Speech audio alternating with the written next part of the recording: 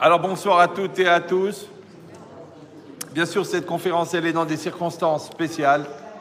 Déjà, je veux saluer Madame Atlan qui a insisté pour maintenir la conférence. Il y avait la question qui s'est posée. Elle a dit, c'est normal, on continue, parce que ça fait partie du Baruch Hashem de la mission de cette communauté de propager la Torah. Alors, je voulais aussi que, bien sûr, j'étais impressionné par le rassemblement et cette solidarité de toutes les communautés.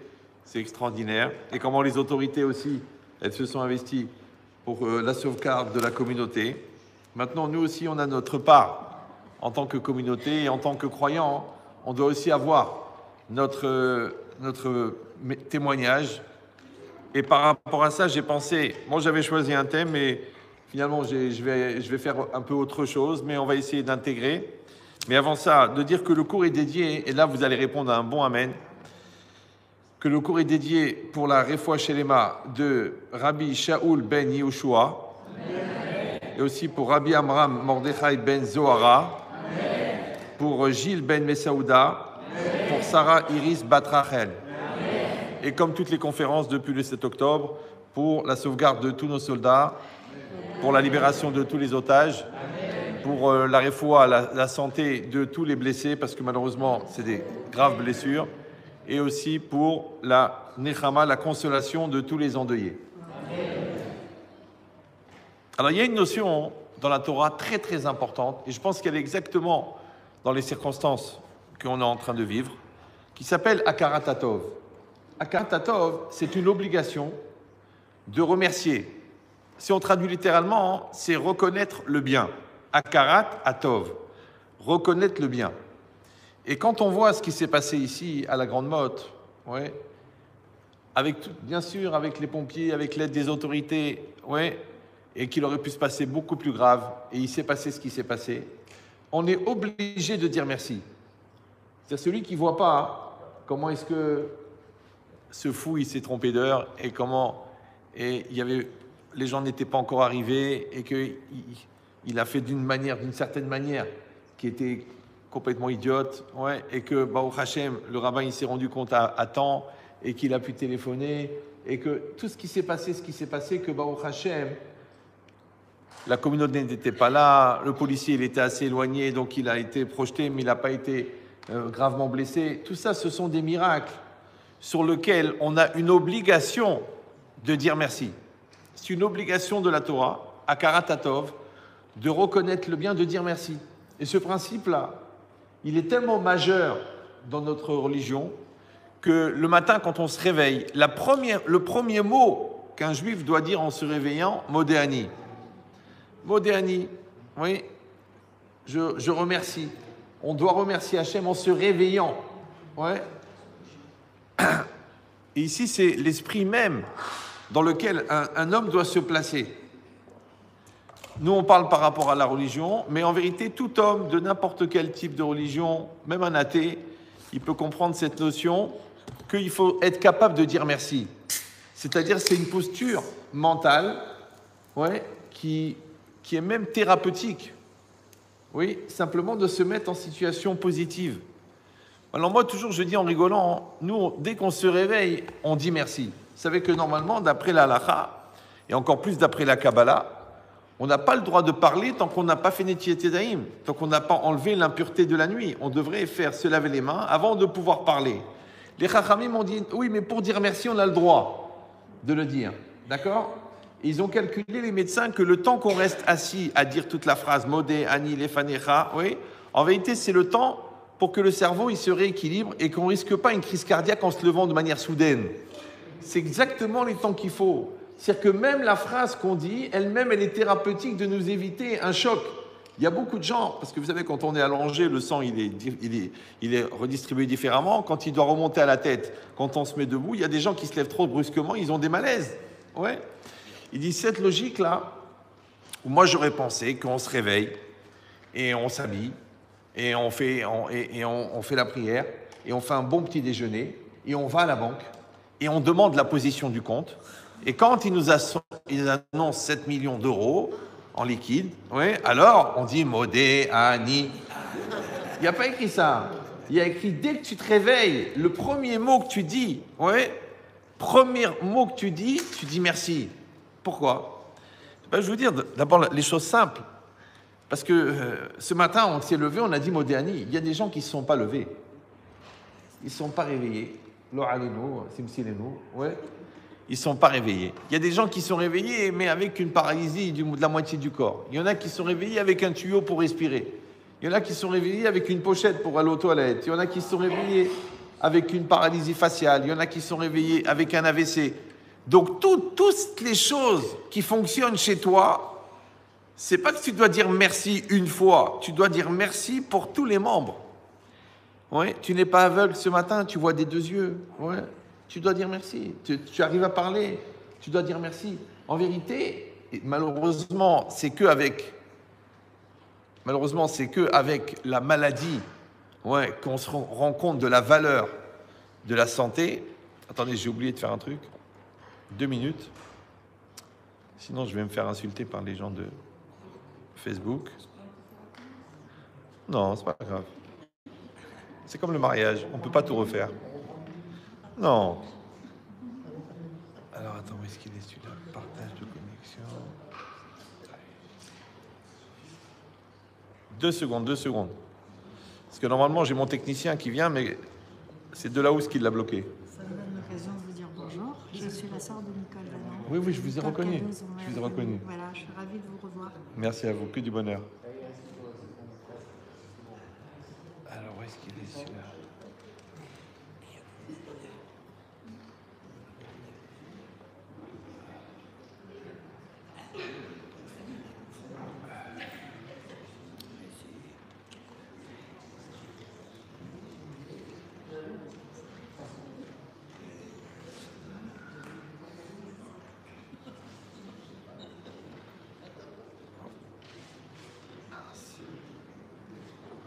Est-ce que quelqu'un s'y connaît mieux que moi pour faire le partage de connexion?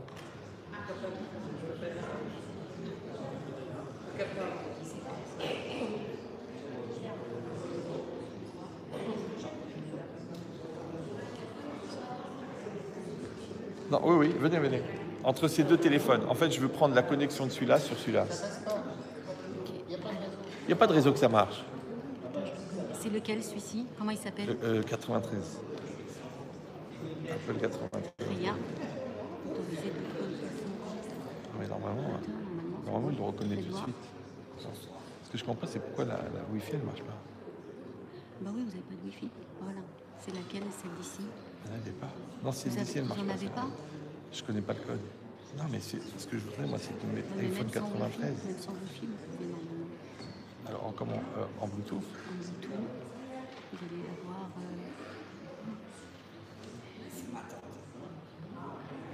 Non, mais moi, je veux. Voilà, il va se mettre avec là. Avec celui-ci. Je ne sais pas lequel c'est. Oui, c'est pas celui-là, c'est celui-là, c'est 93. Pas terrible. Ah, viens, viens, il est bien. Regarde, je veux... Vous voulez connecter celui-là, celui-là ou celui-là, celui-là? Ok, très bien.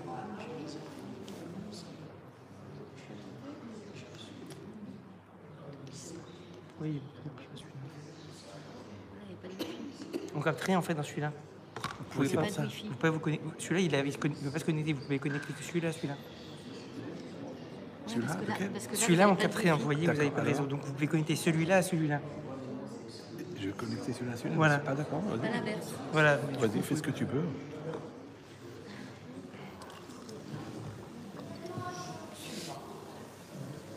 Voilà, vous êtes là normalement, c'est bon. Il doit y avoir les deux anneaux, là. Voilà, c'est bon. Ah, d'accord. Alors, on y va. On recommence. Merci.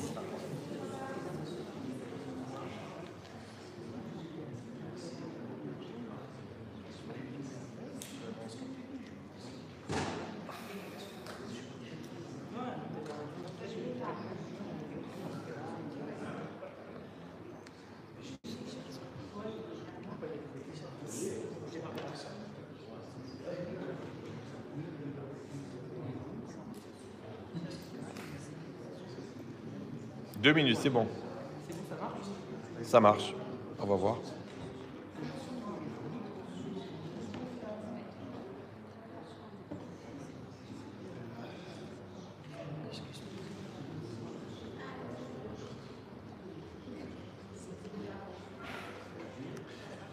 Alors cette notion-là, encore une fois, de Akaratatov, d'être capable de dire merci, ce qu'il faut arriver à comprendre, c'est que la notion de remerciement, elle ne peut exister que si elle a été précédée d'une bonté. C'est parce que j'ai reçu une bonté, alors je vais dire merci. Maintenant, le problème, c'est que la bonté elle-même, elle ne peut intervenir que parce qu'il y avait un manque. Par exemple, j'avais faim, d'accord, et quelqu'un m'a donné à manger. Et quand il m'a donné à manger, j'étais rassasié, j'ai dit merci. Ça veut dire que je ne peux pas dire merci si je n'ai pas eu du bien, mais je ne peux pas apprécier le bien si je n'avais pas le manque. Donc c'est compliqué de savoir si je dois dire merci au bien que j'ai reçu ou je dois dire merci au manque qui a fait que le bien il a pu intervenir. Ça va? Alors il y a un passage comme ça dans la Torah qui est très bizarre. Vous savez, les filles de Yitro, elles ont été sauvées par Moshe Rabbeinu. D'accord? Elles étaient embêtées par les bergers. Et voilà que Moshe Rabbeinu, qui s'enfuyait d'Égypte, parce qu'il avait tué l'Égyptien, il arrive à ce moment-là et il sauve les filles de Yitro. Parce que quand les bergers ils ont vu arriver Yitro, ils ont vu arriver Moshe, Moshe faisait 5 mètres de haut. Donc, ils ont préféré ne pas le toucher. Et en tout cas, lui, il a réussi à les sauver. Quand ils ont été sauvés, elles ont couru chez leur père et ils ont eu ce langage bizarre. Elles ont dit « Ish mitzri itzilanu ». Un homme égyptien nous a sauvés. Maintenant, nous, on sait que Moshe Rabbeinu, il venait d'Égypte. D'accord?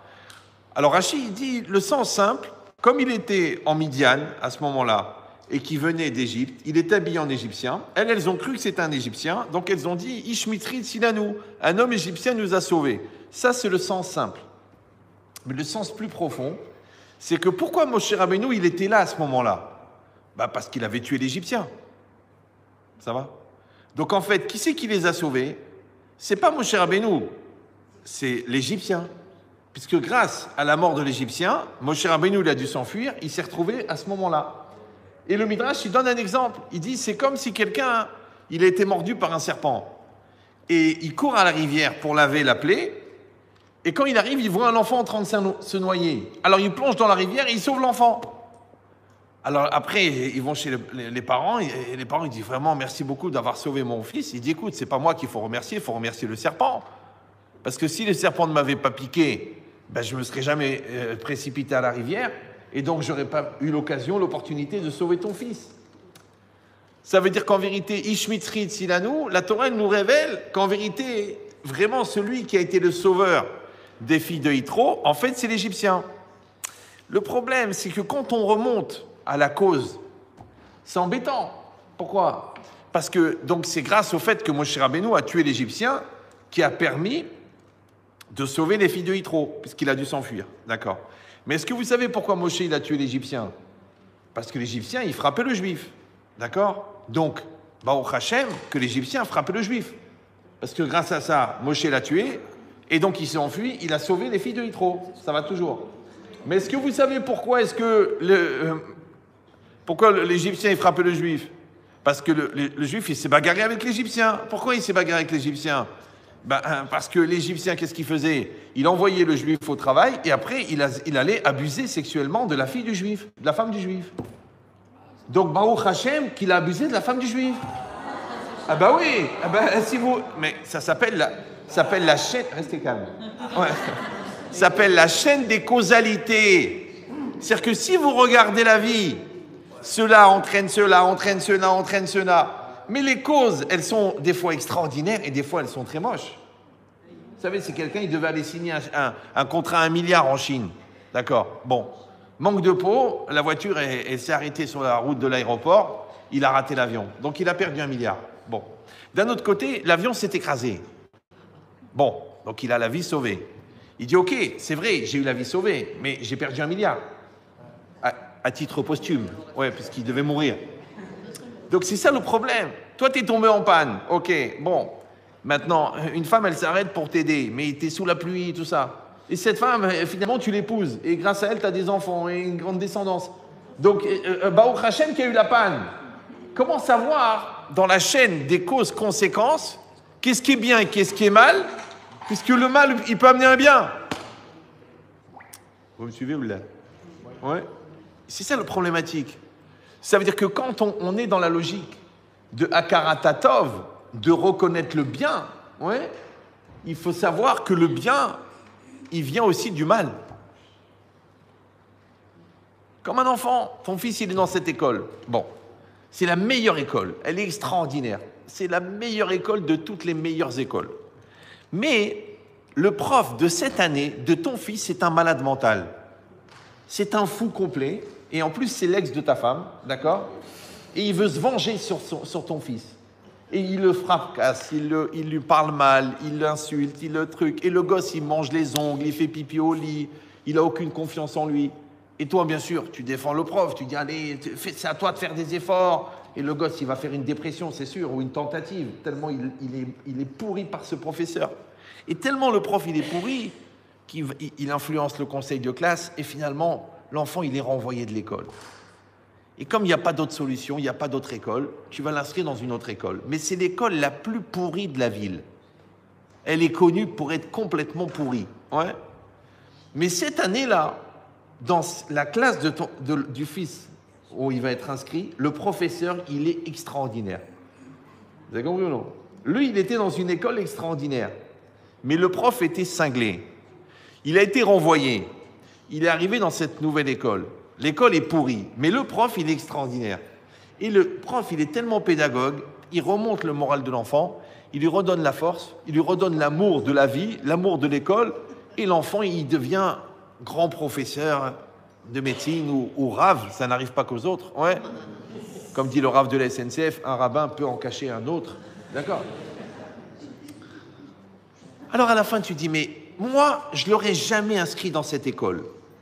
Donc, je l'aurais maintenu dans cette école. Donc, il aurait fait une dépression. Donc, il aurait été suicidaire. Donc, il aurait été enfermé dans sa chambre pendant 62 ans.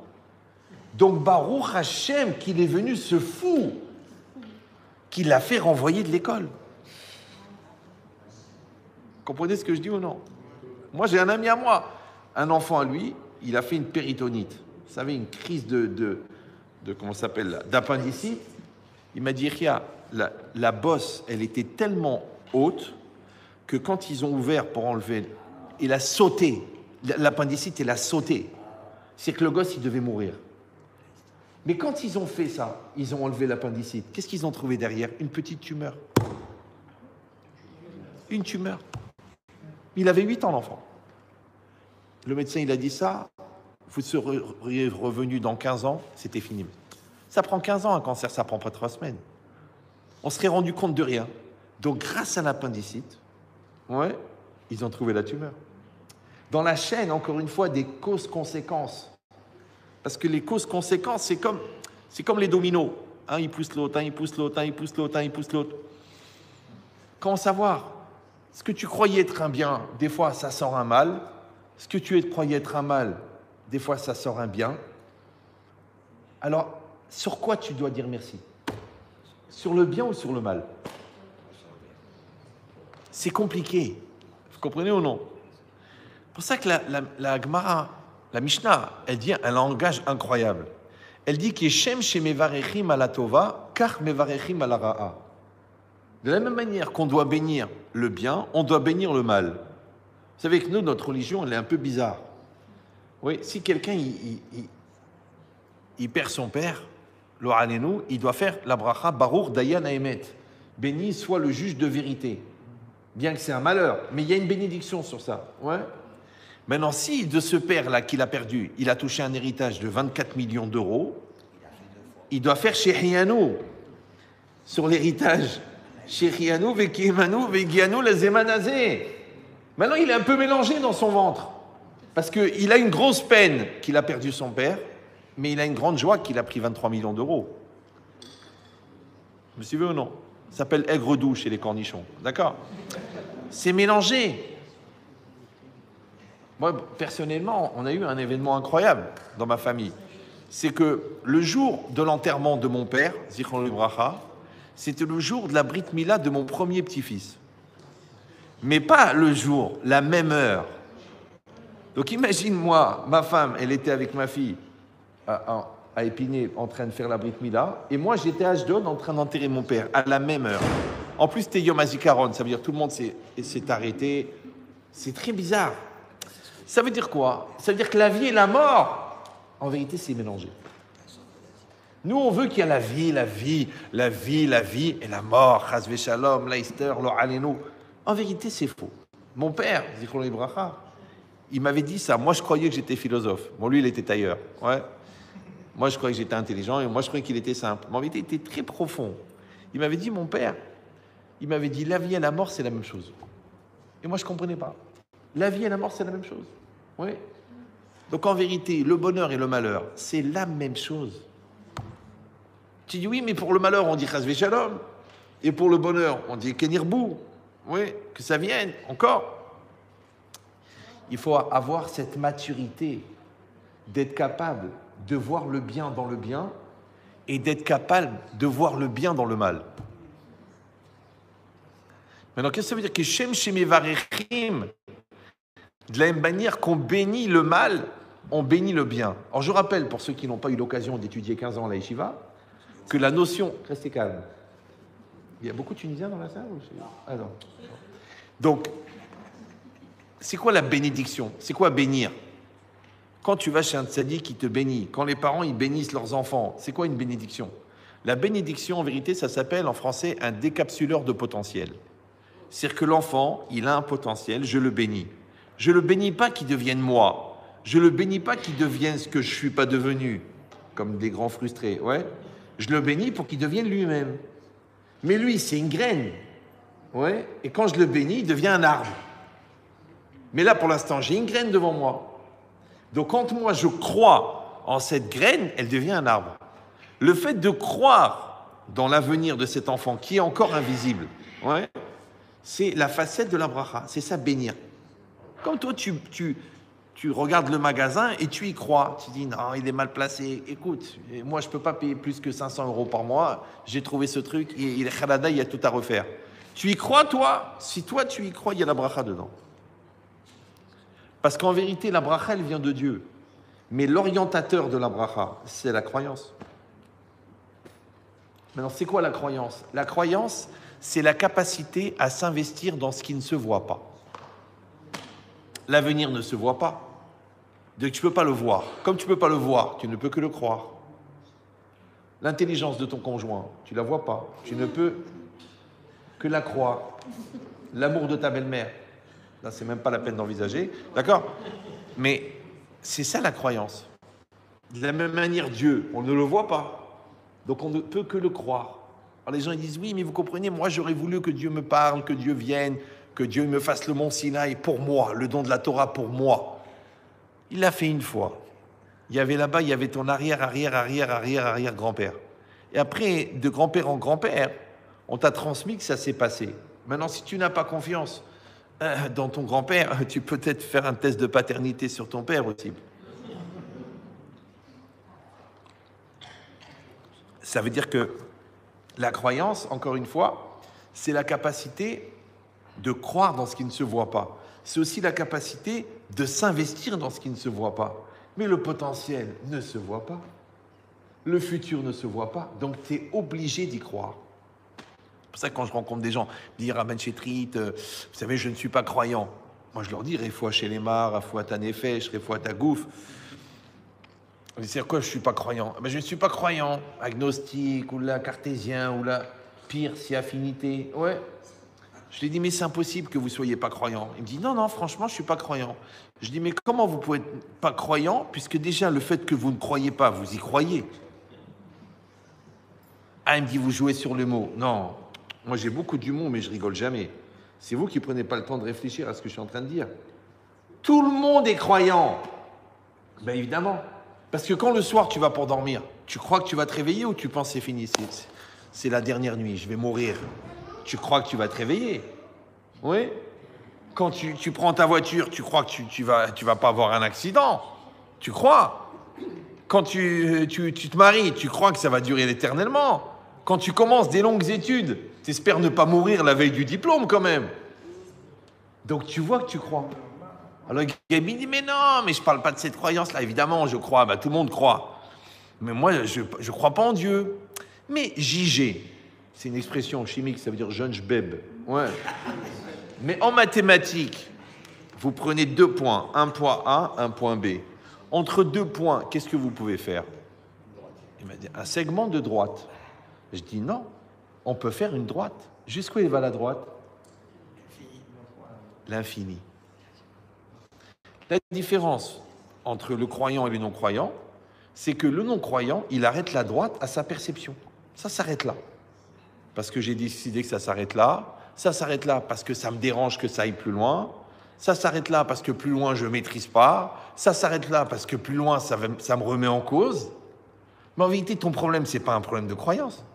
C'est un problème de logique. Tu n'es pas logique. Parce que si, en géométrie, la droite, elle va jusqu'à l'infini, ouais, et sache que l'infini, là-bas de la droite, tu ne le verras jamais. Donc, comment tu sais qu'elle va jusqu'à l'infini? Parce que tu le crois. Vous avez compris ou non? Toutes tes croyances. E égale MC2. Tu peux le démontrer, toi? Non, j'ai arrêté en 6e. Ok. Donc, tu as confiance en Albert, qui est d'une intelligence relative. Mais tu le crois. Toute la physique quantique, elle vient de ça. Tu le crois. Tu dis non, je ne suis pas croyant. Mais c'est impossible. Tu achètes une boîte de sauce tomate. Est-ce que tu crois que tu vas trouver des artichauts dedans? Non. C'est marqué sauce tomate. Et pourquoi tu le crois? Pourquoi tu n'es pas sceptique? Pourquoi ils ont créé les antiseptiques? Maintenant, les gens sceptiques, regardez bien, ils sont toujours malheureux, ils sont toujours pessimistes, ils sont toujours angoissés et ils sont toujours angoissants. Parce qu'ils croient genre, moi, vous savez, j'ai ma façon de voir. C'est faux. En vérité, ils sont dans un égoïsme et un égocentrisme extraordinaire. Et ils n'arrivent même pas à aller plus loin que leur nez parce que ça les obligerait à faire pratiquement une profanation du nom divin qu'on appelle la remise en cause. Alors que toute la grandeur d'une personne, elle se mesure à sa capacité à se remettre en cause. Maintenant, remettre en cause, c'est pas comme les gens y croient. Remettre en cause, déstabiliser, angoisser, casser. Non, remettre en cause, c'est te remettre à la place de la cause. Vous parlez français, non? Mettre en cause, c'est mettre en position de cause. En anglais, ils ont compris, be cause. Sois la cause. Quand j'accepte d'être la cause, ouais, je comprends que je participe à une chaîne de causes. Parce que moi, si ma cause à moi existe, c'est parce que mes parents ont existé. Comment je suis né? Leurs parents aussi, leur arrière-arrière, jusqu'à Adam Arishon, jusqu'à... Vous avez vu la petite vidéo de 1 minute, là? 7 millions de vues, quand même. Ouais. Une fois, j'ai fait une conférence, j'ai raconté, j'étais dans une gare TGV. Ça s'est passé en vérité, hein. Il y a un monsieur qui vient, il me dit, est-ce que vous êtes rabbin? Je lui dis, non, je suis cow-boy, je ne suis pas bon. Il m'a dit, est-ce que vous pouvez me prouver que Dieu existe? Je dis, vous avez combien de temps? Il m'a dit, j'ai 5 minutes. Je dis, écoutez, parce qu'il m'a dit, j'ai mon train dans 5 minutes. Je dis, écoutez, ça fait 5000 ans que les hommes, ils se posent la question. Vous avez 5 minutes, c'est quand même un peu exagéré. Il m'a dit, c'est tout ce que j'ai. Bon, je dis, d'accord, ok. Vous êtes prêts? Il m'a dit, je suis prêt. Je dis, vous existez? Il m'a dit, oui. Comment vous le savez? Je dis, ben, j'ai conscience d'exister. Ah, la conscience d'exister, vous l'avez hérité de quelqu'un qui a existé? Oui, mes parents existaient et ils avaient la conscience d'exister. Leurs parents aussi, ils étaient conscients d'exister parce qu'ils ont hérité de la conscience d'exister. Le premier homme qui a existé, il avait conscience d'exister. De qui il a hérité la conscience d'exister? De quelqu'un qui existait avant que le premier homme existe, dont Dieu existe. Je dis, vous avez même le temps de boire un café. Alors je sais que ça peut paraître simpliste, ouais, mais vous savez, les choses compliquées, la grandeur intellectuelle, c'est d'arriver à les dire simplement. Parce que moi, je peux vous parler très compliqué, vous n'allez même pas comprendre le titre de la conférence. Mais vous allez dire, bon, c'était un événement intellectuel, mais la vérité, j'ai rien compris, mais c'est pas grave. Là, vous comprenez, et dans comprendre, il y a comme prendre. Comprendre, ça s'écrit qu'un M. Si vous l'écrivez qu'un N, ça change le sens complètement, sans vous prendre pour quoi que ce soit. Donc quand tu dis « je veux comprendre », ouais, ça veut dire « je veux comprendre ». Vous voyez la boîte là, je la prends. Si vous voulez vivre quelque chose d'important dans la vie, il faut le prendre. Ouais. Mais tant que vous continuerez à inviter les deux cousins qu'il ne faut jamais inviter, vous les connaissez ces deux-là? Il y a deux cousins américains, ils viennent de loin, ils n'ont pas où dormir. Ils arrivent 5 minutes avant Shabbat, ils te disent, je t'en prie, tu m'invites. Tu les invites pas, tu les laisses crever dehors. Ces deux cousins. Un, il s'appelle Mike, et l'autre, il s'appelle Paul. Vous les connaissez ou non? Bon, c'est Paul et Malik. Polémique. Dès que vous sentez que la discussion, que la relation, que la confrontation, que la communication dans le couple, elle tourne à la polémique, vous savez que ça vaut rien. On est en train de parler dans le vide. Ouais. Moi, j'ai l'habitude de parler avec les gens, à peu près 20 000 personnes par an. Ouais. Je vois tout de suite. Tu veux parler, parler. Tu veux parler Torah, Torah. Tu veux parler psycho. Tu veux parler philo. Tu veux parler de la symbolique du verre chez Chagall. Ça ne me dérange pas, moi. Moi, à 17 ans, j'allais discuter à Hippocagne avec les doctorats. Que j'ai peur de parler avec un jebel qui pour pas manger de cachère, il s'invente des histoires qui n'existent pas parce qu'il aime la charcuterie porcine. Ça veut dire qu'une personne, elle doit être capable de prendre, écoutez bien, de prendre le risque de se tromper, de prendre le risque que Dieu existe, de prendre le risque, peut-être dans ton couple, que tu as tort, de prendre le risque qu'avec ton enfant, tu as fait une erreur. Il faut prendre le risque. Quand tu prends le risque, ouais, ce risque-là, tu le prends en main et tu le prends à cœur. Et quand tu le prends à cœur, il touche ton essence. Mais tant que tu restes dans la distanciation, soi-disant intellectuelle, cartésienne, objective, philosophique, psychanalytique, tralouédique, tménique, oui, tu sens toi-même que tu te moques de toi. En psychiatrie, ça s'appelle le FDG. C'est le foutage de gueule. Ouais. Toi-même, tu sens que tu te fous de ta gueule. Comprenez ce que je veux dire ou non? Donc, à un moment, il faut être capable de dire « Allez, viens, on rentre dans le raisonnement. Ouais. Viens, on analyse. Et si c'est logique? Et si c'est vrai? Qu'est-ce que ça peut te faire? » Tu dis « Oui, mais ça porte à des conséquences. Ma vie, elle va changer. C'est pas grave. » Vous savez, vous avez lu Pascal? Non? Cyril Hanouna? Bon, on n'a pas les mêmes références. Ouais. Pascal, il a dit une chose incroyable. Il a dit les paris stupides. Vous connaissez ça? Il a dit si Dieu existe, eh ben c'est bien, tu vas aller au monde futur. Si tu te conduis selon la loi. Si Dieu n'existe pas, c'est pas grave, tu seras bien conduit toute ta vie. Donc dans tous les deux cas, tu es gagnant. Maintenant, je vous dis tout de suite, ça dans la Torah, ça marche pas. Bah oui, parce que tu crois en Dieu à condition de... C'est comme les gens qui disent « Je suis fidèle à ma femme, sauf opportunité. » Si vraiment j'ai un mannequin qui me fait un clin d'œil, je vais haram de rater l'occasion. L'autre, elle a pris 45 kilos, on dirait une baleine échouée. L'autre, elle est toute fraîche, elle est toute neuve. C'est dommage. Ouais. Non. Si tu aimes à condition, tu n'aimes pas. Ouais. Et comme des gens qui sont honnêtes, jusqu'à 1 million d'euros. À partir d'1 million, c'est une mitzvah de voler. C'est des gens qui sont tombés dans le panneau très très jeunes. Ils en ont fait un pack d'ailleurs. Ouais. Mais l'idée, c'est ça. C'est qu'à un moment, tu dois savoir, t'es honnête ou t'es pas honnête? T'es fidèle ou t'es pas fidèle? T'es croyant ou t'es pas croyant? T'es chômeur Shabbat ou t'es pas chômeur Shabbat? C'est des gens qui me disent, vous savez, Rabbi Chetri, j'ai écouté votre cours sur Shabbat, ça m'a encouragé, je vais reprendre le Shabbat. Je faisais Shabbat, mais quand j'ai perdu mon père, alors ça m'a choqué, j'ai arrêté de faire Shabbat. Je dis, écoutez-moi bien, vous n'avez pas à avoir la culpabilité d'avoir arrêté de faire Shabbat. Il me dit, ah bon, quand même, mais j'ai arrêté. Je dis, non, parce que vous n'avez pas arrêté, parce que vous n'étiez pas chômeur Shabbat. Vous me suivez ou non?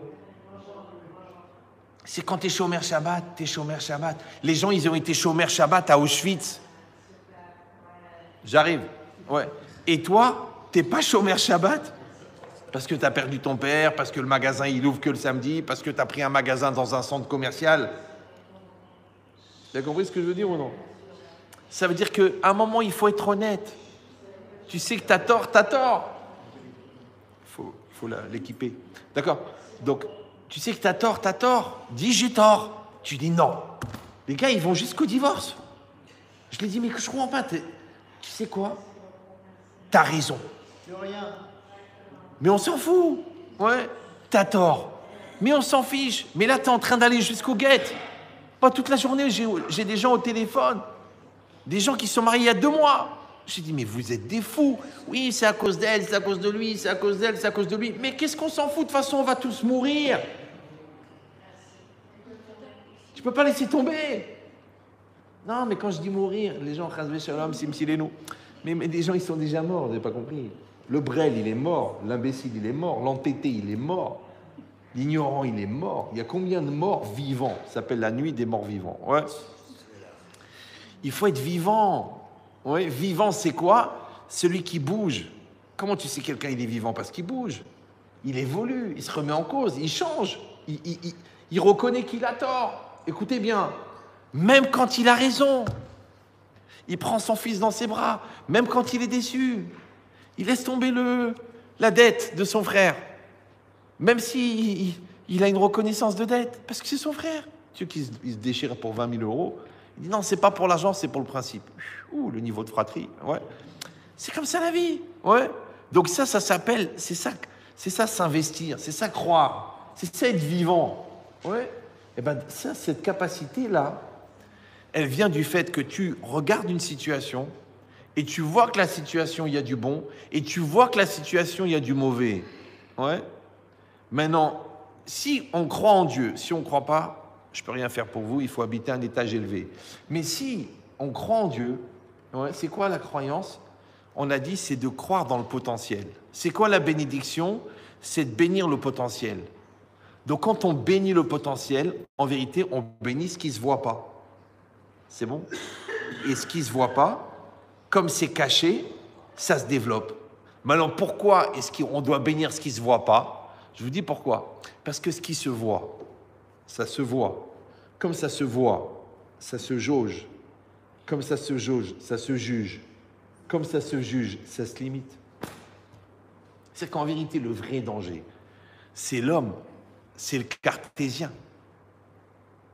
Comme si quelqu'un, il connaît tout le programme de médecine, mais il n'a pas confiance en lui. Il arrive à l'examen, il plante.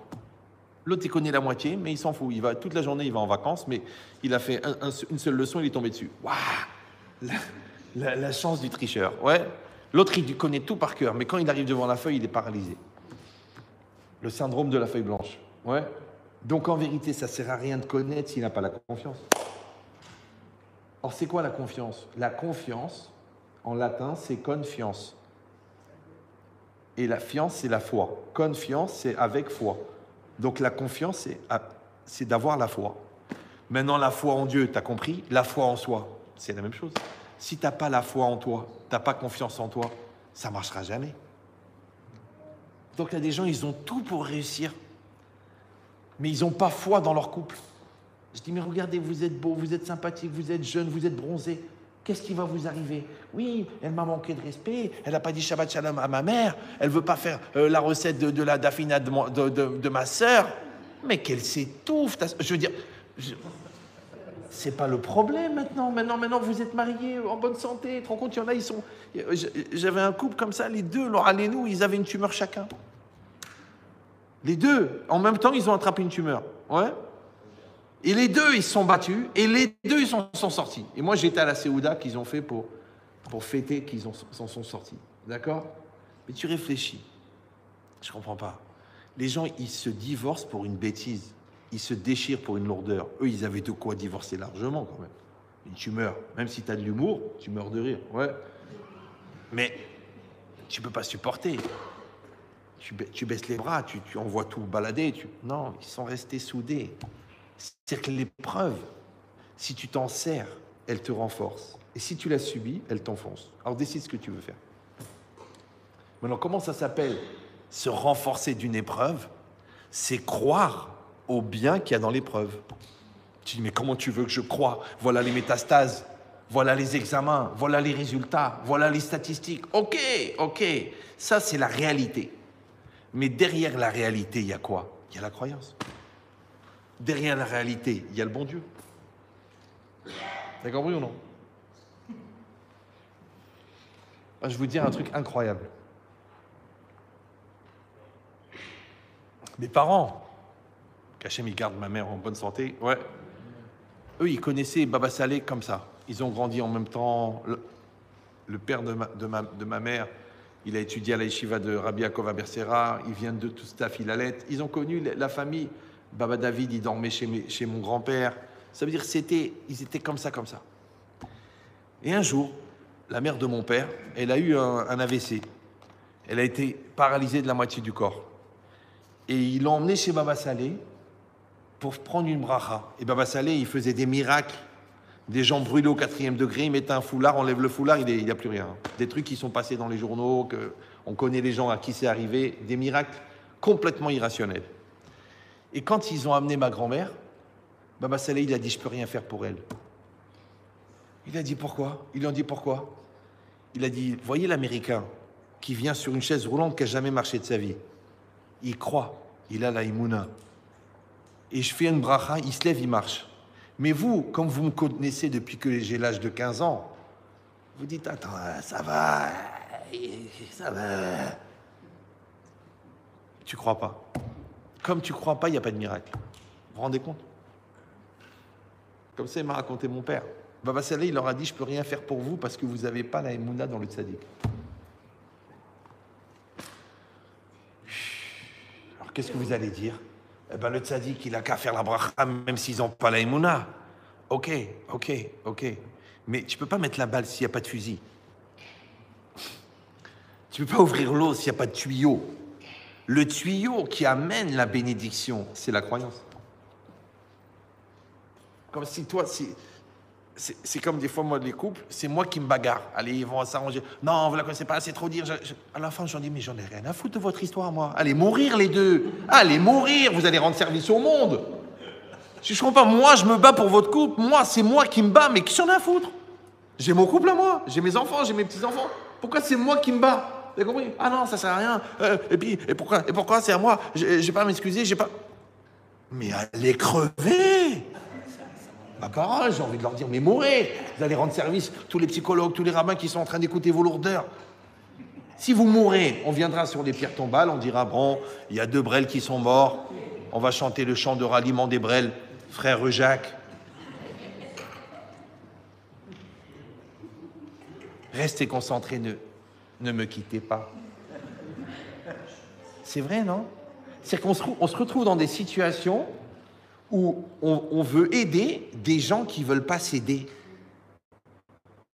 Je ne sais pas si vous... Maintenant, moi, Chazvé Shalom, quand je dis qu'ils crèvent, c'est pas un souhait, c'est une recommandation. D'accord? C'est pour qu'eux, ils disent, mais non, mais on veut pas. Ah, on veut pas. Alors allez vous battre. Parce que si vous y croyez pas vous-même, comment veux-tu que ça marche? D'accord ou non? C'est-à-dire que les gens, qu'est-ce qu'ils font? Ils baissent leur niveau de croyance. Après, ils vont chez les gens, ils disent, ouais, j'y crois plus, pour que l'autre, il dit, ah si, il faut y croire. Non. Moi, le mec, il me dit, j'en peux plus, je suis au bout, je vais prendre une décision extrême, je vais me mettre en l'air, je vais me détruire. Moi, je lui dis, tu veux une bracha? Il me dit, oui. Je dis, crève. Il me dit, mais je veux pas mourir. Je fais, tu vois, déjà, tu vas mieux. Ça veut dire qu'il faut arrêter de se plaindre, arrêter de râler, arrêter de pleurer. Parce que les gens qui pleurent, c'est en vérité des gens qui veulent se servir du crédit de confiance de l'autre. Parce qu'ils ne veulent pas développer la leur. Mais comme disait Confucius, Kol wahdo mazalo. Chacun il a son mazal. Ouais, comme un gars il m'a dit, mais Rav, écrivez une lettre d'amour à ma femme et je vais lui apporter. Et comme ça, et je vais la signer, comme ça, elle va retomber amoureuse de moi. Je fais premièrement ta femme, elle va tout de suite voir que c'est pas toi qui l'as écrit. Deuxièmement, ma femme est dans une école de tir et j'aime la vie. Ouais. Et troisièmement, c'est pas à moi de le faire, c'est à toi de le faire, parce que c'est ta femme. Alors il m'a dit, imaginez que c'est la vôtre. Je dis, d'abord tu dis Chas Veshalom. Parce que j'ai rien fait, moi. Pourquoi j'ai avoir ce mazal de... Non, c'est vrai, non? Même dans la pensée populaire, on dit chaque poubelle a son couvercle. C'est comme ça, non? Chaque marmite. Non, parce que lui, tous les jours, il dit à sa femme, pour moi, mon amour, tu resteras toujours la poubelle. Donc, elle ne sait pas s'il dit plus belle ou poubelle, c'est ambigu. Ce que je veux dire, c'est que on a dit, on bénit le bien, on bénit le mal. On a dit, c'est quoi la bénédiction? C'est de débloquer le bien. Maintenant, dans le bien, il y a du bien. Mais dans le mal, il y a du bien. Maintenant, le problème, c'est que le bien qu'il y a dans le bien et le mal et le bien qu'il y a dans le mal, ils sont cachés. Et on a dit que ce qui est caché, on ne peut l'atteindre que par la croyance. Donc celui qui ne croit pas au bien qu'il y a dans le mal, il ne peut pas faire sortir le bien. Mais lui, qu'est-ce qu'il croit? Il croit ce qu'il voit. Et qu'est-ce qu'il voit? Il voit du mal. Donc quand quelqu'un il ne voit pas le bien qu'il y a dans le mal, attention, et qu'il voit que le mal, il bénit le mal. Et le mal, quand tu le bénis, il se multiplie. Les gens disent, bah, tu vois, c'est de pire en pire. Tu vois, j'étais sûr que ça allait mal se terminer. J'avais dit que le magasin, il était mal placé. L'enfant, j'ai vu qu'il était nul depuis qu'il était jeune. Ce mariage, je savais qu'il marchait pas. C'est normal, tu l'as maudit. Maintenant, on peut... La bénédiction et la malédiction, c'est la même chose. C'est-à-dire que si toi, tu vois pas le bien, tu vois le mal. Parce que tu vois, tu le bénis. Donc, tu as béni le mal. Oui ou non? Quand tu dis, oh, le gosse, il est bête, ce gosse, il est bête, ce gosse, il est bête, ce gosse, il est bête. Ouais. Et grâce à Dieu, à la fin, il est bête. Il t'a écouté, il a fait ce que tu as dit. Ouais. Une fois, la pauvre, une fille, elle est venue me voir. Elle m'a dit, Rabbi Chetri, taboza. C'est-à-dire, bien, bien. Ouais. Elle m'a dit, Rav, mon père, il m'a maudit. Quand j'étais jeune, il m'a dit que je me marierais jamais. Il m'a dit, t'es moche, t'es grosse, tu te marieras jamais. Et je lui dis, mais non, c'est des bêtises, c'était pour vous provoquer. Mais la vérité, je suis pas vraiment convaincu, mais en deux mots. T'as compris ou non? Parce que la bénédiction des parents, elle est très forte. Mais la malédiction des parents, elle est très forte. Maintenant, c'est pas la malédiction. Non, t'as pas besoin. Encore une fois, la bénédiction et la malédiction, c'est une orientation. Mais cette orientation, elle est nourrie par la croyance. Comme un missile. Le missile, il vole. Ouais. Pourquoi il arrive là-bas? Parce que il suit une onde. Cette onde-là, c'est comment ça marchait avant. Vous êtes au courant? Bon, maintenant, ils ont des missiles intelligents. C'est-à-dire le missile, il a un GPS, il va suivre une... Mais avant, ils envoyaient un commando, là-bas en Irak, et le commando, il pointait un laser sur la cible, et après l'avion, il envoyait le missile, et le missile, il allait là où il était pointé le laser. Maintenant, imagine, ton laser pointé, c'est ton intention. Et le missile, c'est quoi? C'est ta volonté. Donc ta volonté, elle va arriver là où il y a ton intention. Donc si toi, tu ne crois pas, ça va arriver là-bas. Si toi, tu es convaincu que le magasin est mal placé, ça va se passer. Si tu penses que tu vas avoir un contrôle fiscal, ça va arriver. Mais pourquoi? Pourquoi moi? Ah, le shror de la belle-mère, l'Aïn arabe. Non, c'est parce qu'au fond, tu es en culpabilité. Et comme tu es en culpabilité, tu appelles la tréha. Tu sais, c'est comme un enfant. Tu t'approches de lui, il fait comme ça. Tu dis, oh, toi, tu as quelque chose à te reprocher. Donc l'enfant, quand il a fait une bêtise, toi, tu ne le sais pas, mais lui, il le sait. Donc cette conscience qu'il a fait une bêtise, elle développe la culpabilité. Et la culpabilité, elle appelle la punition. Vous avez compris ou non? La preuve, qu'est-ce qu'on dit quand on a des problèmes? Qu'est-ce qu'on dit? On dit, je l'ai bien cherché. On ne dit pas, je l'ai bien trouvé. Donc ce qui t'arrive, ce n'est pas une réalité qui t'aborde. Ce qui t'arrive, c'est la résonance de ce que tu contiens. C'est comme les gens qui viennent me dire, « Ah, mais Chétri, vous trouvez normal? 20 ans de mariage, il n'y a pas de communication. » Je dis, « Ok, mais vous avez mis la communication en place ?» Il m'a dit, « Non. » Ben alors d'où il va venir? Oui, mais quand même, c'est quand même 20 ans. Mais est-ce que vous avez mis la communication? On parle, on se confronte, on va au bout de la discussion, même s'il y a de la contradiction, même s'il y a des nerfs, même s'il y a des stress, même si on n'a pas le même langage, même si on n'a pas la même symbolique, même si on n'a pas la même signification, on travaille jusqu'à ce qu'on arrive. Parce que communication, communiquer commun comme un. Donc pour arriver à la com-union, il faut mettre en commun. Les gens ils disent, oui, mais Ahmed Chitri, on va divorcer parce qu'on n'a rien en commun. Mais c'est normal que vous n'avez rien en commun, puisque vous n'avez rien mis en commun. Même la maison, elle n'est pas au nom des deux. Les enfants, je ne sais pas comment ils sont nés. De Wi-Fi. Vous avez compris ou non? Donc ça veut dire quoi? Je rentre en communion avec toi. C'est ça la religion. Je rentre en communion avec Dieu. Je rentre en communion avec moi-même. C'est ça la psychologie. Parce que si j'ai une gueule ici, j'ai une pensée là-bas, si je dis que je t'aime mais je ne le pense pas, si je dis que je suis heureux mais c'est pas vrai, la preuve, je suis obligé de prendre des médicaments, ouais. Donc je ne suis pas en communion avec moi-même. Et comme je ne suis pas en communion avec moi-même, les parties intérieures et extérieures de moi ne se nourrissent pas. Et vous savez ce qui se passe au niveau microscopique, quand les cellules, elles ne se nourrissent pas l'une l'autre, ça s'appelle le cancer. Et au niveau macroscopique, toi c'est une cellule, ton mari c'est une cellule, ils ne se nourrissent pas les deux.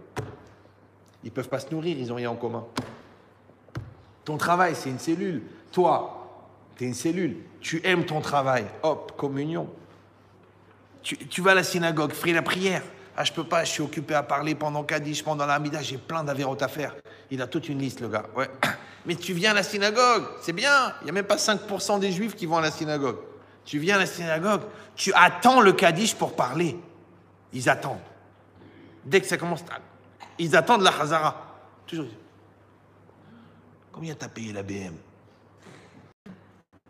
Ah, j'avais un mal de ventre hier. La Gemara Sota, elle dit qu'à la fin des temps, le monde, il va tenir par le mérite du Yeshemé Rabba, ouais, du Kaddish et de Uvalet Zion. Et toi, tu parles. Tu dis, mais je ne savais pas. Et moi, ça fait 25 ans que le rabbin, il le répète. Et, oui, mais comprenez, je ne suis pas sensible, je ne suis pas conscient, je ne suis pas... Ah, t'attends d'avoir un cancer et que tu vas aller voir un Mekoubal et que le Mekoubal, il va dire, Aval, Zépélé. C'est spécial parce que la forme de la tumeur, c'est des halot Shabbat. Attache Omer Shabbat. Non. J'ai un magasin qui est ouvert que le samedi. Ah, c'est un truc comme ça. Il a lancé une chaîne de magasins. Ils vendent des avérotes par téléphone. Il y a des sous-produits. Ça s'appelle Allo Avera. Allo Avera. Il y a un temps de réactivité quand même. Hein. On sent que la ménopause est passée par là. D'accord, mais...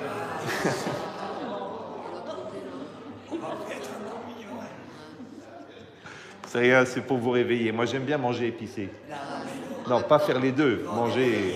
D'accord. Bon, alors, si vous comprenez ça...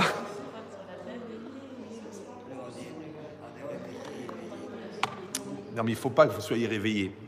Il faut que vous soyez super réveillés. Parce que j'ai 1h30 pour vous faire 10 ans de thérapie. Donc, je ne peux pas me permettre d'avoir des temps morts. Ouais.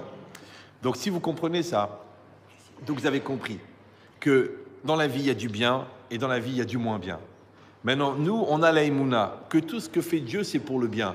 Kol David Rahamana l'Etav. Tout ce que fait Dieu, c'est pour le bien. Le problème, c'est que nous, on traduit Tov en tant que bien. C'est ça l'erreur. Ouais, c'est faux. Le mot Tov, il ne veut pas dire bien. Le mot Tov, il veut dire complet. Par exemple, quand un homme et une femme se marient, on dit Mazal Tov. Quand un homme et une femme se marient, ils ne se marient pas, on dit Mazal Maja. D'accord? Donc Mazal Tov, ça veut dire que le Mazal, il est complet. Yom Tov, c'est un jour complet. Ma'asim Tovim, ce n'est pas des bonnes actions, ça c'est chez les scouts. Ma'asim Tovim, c'est Ma'asim Shlemim. Ouais, des actes entiers. Si tu fais une Sedaka, mais tu embrouilles sur les factures, ton acte, il n'est pas entier. D'accord? Si tu fais une Sedaka, mais tu fais honte aux pauvres, ton acte, il n'est pas entier. D'accord? Si tu donnes à une institution, mais tu veux qu'ils te rendent la moitié en liquide, C'est pas une tzedaka, ça, c'est un tcheloed, d'accord? Donc ça veut dire que ma'asim tovim, c'est ma'asim shlemim. Donc c'est quoi tov? C'est complet. Vous me suivez ou non? Donc si tov c'est complet, donc quand on dit kol de avid rahamana letav, tout ce que fait Dieu, c'est pour le tov, ça veut dire que tout ce que fait Dieu, c'est pour compléter. Ça va? Maintenant, c'est quoi compléter? Il y a ta personne et il y a ta réalité. Si vous croyez en Dieu, ouais, c'est quoi la croyance? C'est d'accepter qu'en vérité, la réalité me complète. Il n'y a pas d'erreur. Ce qui est devant moi, ce qui m'arrive, la personne que j'épouse, les enfants que j'ai, les parents que j'ai, les professeurs que j'ai, les amis que j'ai, les ennemis que j'ai, ils viennent me compléter. Ça va? Maintenant, je peux accepter la complémentarité ou non. Toujours, je donne l'exemple de la planche de pain. Bon, elle a été sciée grossièrement, elle a plein de copeaux, elle a plein de pointes, elle a plein de khalada. Mais elle est tranquille, elle est bien, elle prend le soleil. Elle voit arriver son ennemi, la lime, le rabot, comme le rabbin. Ouais. Maintenant, le rabot, il va rendre lisse la planche, mais elle va souffrir, la planche. Donc la planche, quand elle voit arriver le rabot, elle s'angoisse. Maintenant, je vous donne un secret. En même temps que le rabot, il rend la planche lisse, en même temps, le rabot, il est aiguisé par la rugosité de la planche. Maintenant, nous sommes les rabots de nos enfants, c'est vrai. Mais grâce à qui on est devenus des adultes? Grâce à nos enfants. On s'est mariés, on était deux gamins. La vérité, c'était deux gamins. Comment 15 ans après, on est deux personnes matures, deux personnes responsables, deux personnes qui maîtrisent leur lourdeur, leurs bêtises, leur peur, qui maîtrisent leur orgueil, chacun grâce à l'autre. Donc chacun, il a été professeur et élève de l'autre. Maintenant, je vous dis la vérité, c'est dans un monde idéal. Il y a beaucoup de gens, 15 ans après, ils n'ont toujours pas compris. C'est de sa faute, vous ne la connaissez pas, elle est folle, il est fou. C'est un pervers narcissique. C'est très à la mode, c'est la nouvelle mode. Ouais. C'est un obsédé, c'est une manipulatrice, c'est une menteuse chronique. Ouais. Mais je ne comprends pas, tu parles de celle que tu as épousée, celle qui t'a fait des enfants. C'est tellement, tu as peur d'être obligé d'évoluer que tu refuses la différence de l'autre. Mais c'est la différence qui nous faut évoluer. Pourquoi le Rav, il a besoin des élèves? Bah, tu dis non, c'est les élèves qui ont besoin du Rav. Mais le Rav, sans les élèves, il ne peut pas évoluer. T'as compris cette logique ou non? Donc nous, on ne peut pas devenir des adultes sans les enfants. Parce que nos enfants nous obligent à être adultes. Devant l'autre, on peut faire le gamin, on fait la gamine. Eh ben, je m'en fous. Eh ben, tu sais quoi, t'as qu'à partir. Oh, une de perdue, 10 de retrouver. Et de toute façon, et puis t'as grossi, et tu me plais plus, et je t'aime plus. Ça s'appelle les gamins. Mais devant les enfants, on peut pas faire les gamins. Donc, on est obligé de faire les adultes. Donc, en fait, l'enfant, c'est une opportunité pour le parent de devenir adulte. Ça va? Et ça, c'est quoi? C'est la lime et le rabot. Enfin, c'est la planche et le rabot. Et ça, c'est quoi? C'est le bien et le mal. Et ça, c'est le bonheur et le malheur. Et ça, c'est la santé et le... C'est vrai, tu manges des bonbons, tu manges le coca, tu prends 6 parts de pizza, tu prends... Le médecin, il te dit, monsieur, vous allez offrir votre corps à une sucrerie. Si vous avez le béguin, je pense que ça ne sera pas un essai. Parce que quand tu as 14 de diabète, même le docteur, il te le dit, mais diabète ou quoi? Maintenant, tu as des gens, et c'est un phénomène, hein, écoutez bien, ils ont le diabète, ils prennent le metformine et ils mangent les bonbons en cachette. C'est que le gars, il veut mourir. Mais quand on va lui amputer les 2 pieds à cause du sucre, qu'est-ce qu'il va faire? Il va dire, je regrette, je regrette, je regrette. Ben, des fois, au lieu de t'amputer des jambes, on t'ampute de ton conjoint. Après, tu dis, ouais, mes enfants, ils veulent plus me parler. Mais ton égoïsme, il t'a amputé de tes enfants. Mais diabète ou quoi? Tu sais pourquoi? À cause du sucre. C'est quoi le sucre? Je me fais plaisir et que les autres y crèvent. Parce que tu n'as pas été capable de te fixer une ligne. La Torah, elle a donné la ligne. Mais quand tu ne veux pas suivre la ligne, on te l'impose à ton insu. Ça s'appelle l'insuline. Vous avez compris cette logique-là? C'est que quand la Torah elle est venue, en vérité, si tu réfléchis bien, elle t'a soigné de centaines de maladies. Regarde, la Torah elle est venue, elle a dit l'Otixol, ne vole pas.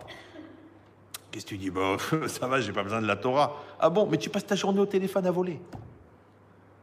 Maintenant, quand la Torah elle te dit qu'il ne faut pas voler, c'est aussi parce que le vol, il ne donne pas la bracha, il n'y a pas de bénédiction. Donc maintenant, toi, avec ton argent volé, t'es maudit. Après, tu dis, t'as le contrôle fiscal. Après, tu t'es fait dépouiller. Après, t'as attrapé une maladie. Après, tu t'es fait escroquer. Après, t'as perdu 100 millions d'euros à la bourse. Après, ta femme, elle est partie avec le décorateur intérieur. Ton fils, il est dans la drogue. Ta fille, elle a changé de lessive. Mais pourquoi?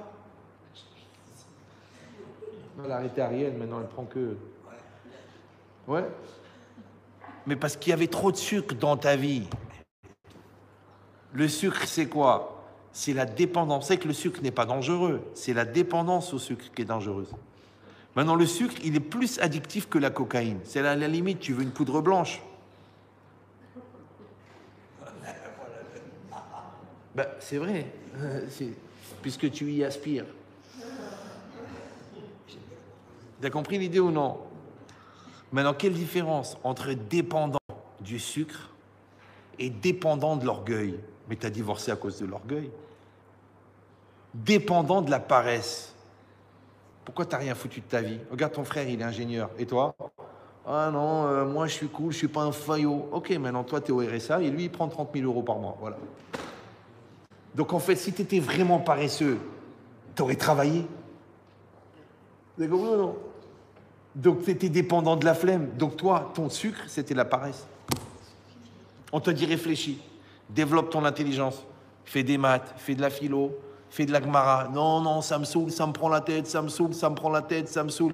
Dis-moi, rappelle-moi, combien de fois tu l'as payé la maison? Eh bien, je l'ai payé 9 fois, parce que je ne connaissais pas le principe des taux variables et indexés sur un truc. Du coup, j'ai payé, j'ai répayé. Tu te rends compte, pour une leçon de CM1, les fractions et les coefficients, tu as passé ta vie à payer une maison. T'as compris ou non? C'est qu'on peut rater sa vie pour une leçon de mathématiques. On peut divorcer parce qu'on confond deux mots, l'entêtement et la détermination. Ça, c'est de l'entêtement et ça, c'est de la détermination. Maintenant, lui, il croit que quand il est entêté, c'est parce qu'il est déterminé. Tu n'es pas déterminé, tu es entêté. Maintenant, c'est quoi l'entêtement? L'entêtement, c'est le mensonge que tu gardes en tête. L'entêtement. Mais pour le savoir, il faut se connaître à l'intérieur, parce que c'est très personnel. Si tu ne te connais pas, tu n'arriveras jamais à le percevoir, parce que la personne, elle ment. Vous avez compris ou non? Donc celui qui se ment à lui-même, il n'a même pas commencé à être un adulte.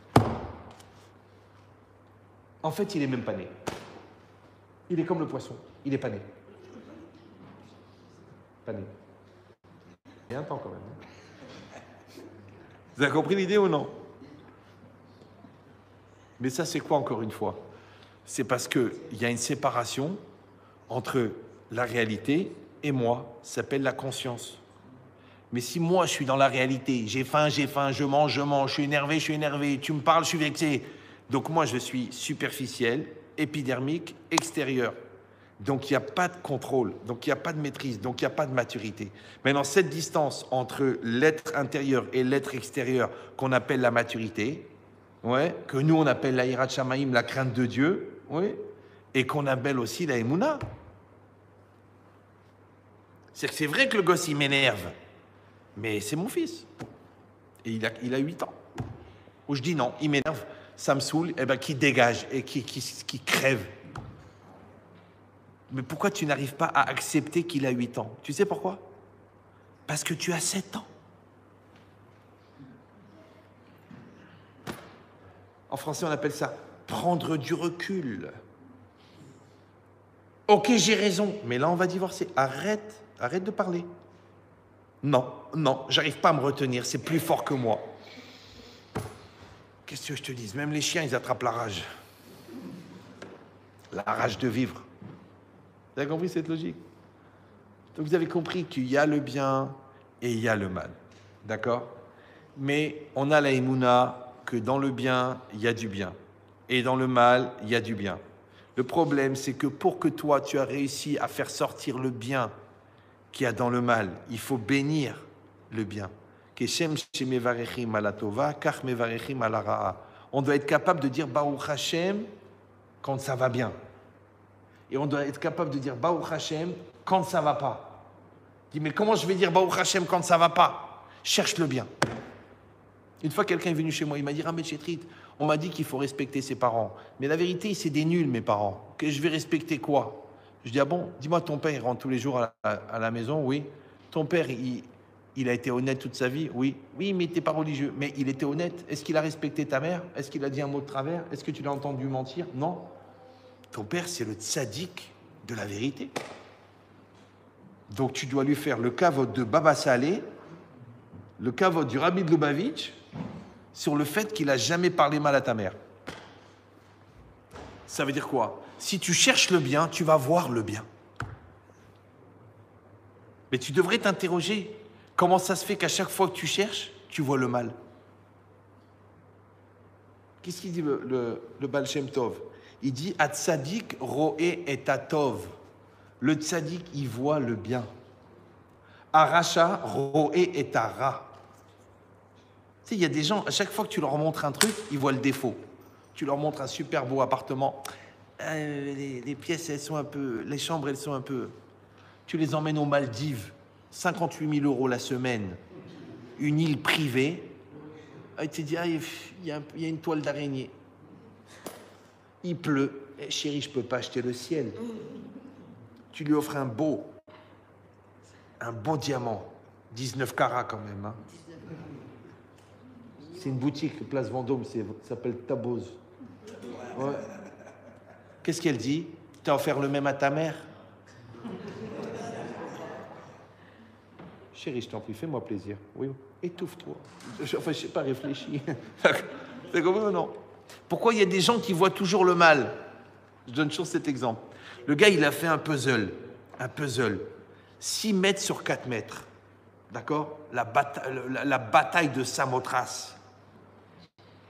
Il a mis 12 ans pour le faire. Il y a 122 000 pièces. Comme ils ont déménagé 4 fois, ce n'était pas évident de le garder en entier. Et il n'a pas pensé depuis le départ à le mettre sur une planche. Et il a perdu une pièce.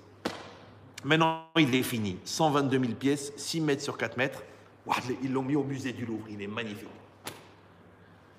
Tu le montres à 100 personnes, 90 personnes, il dit, ah, dommage, il manque une pièce. Ton mari, tu lui fais 19 salades le Shabbat. Il scanne. Il dit, il n'y a pas les fenouilles.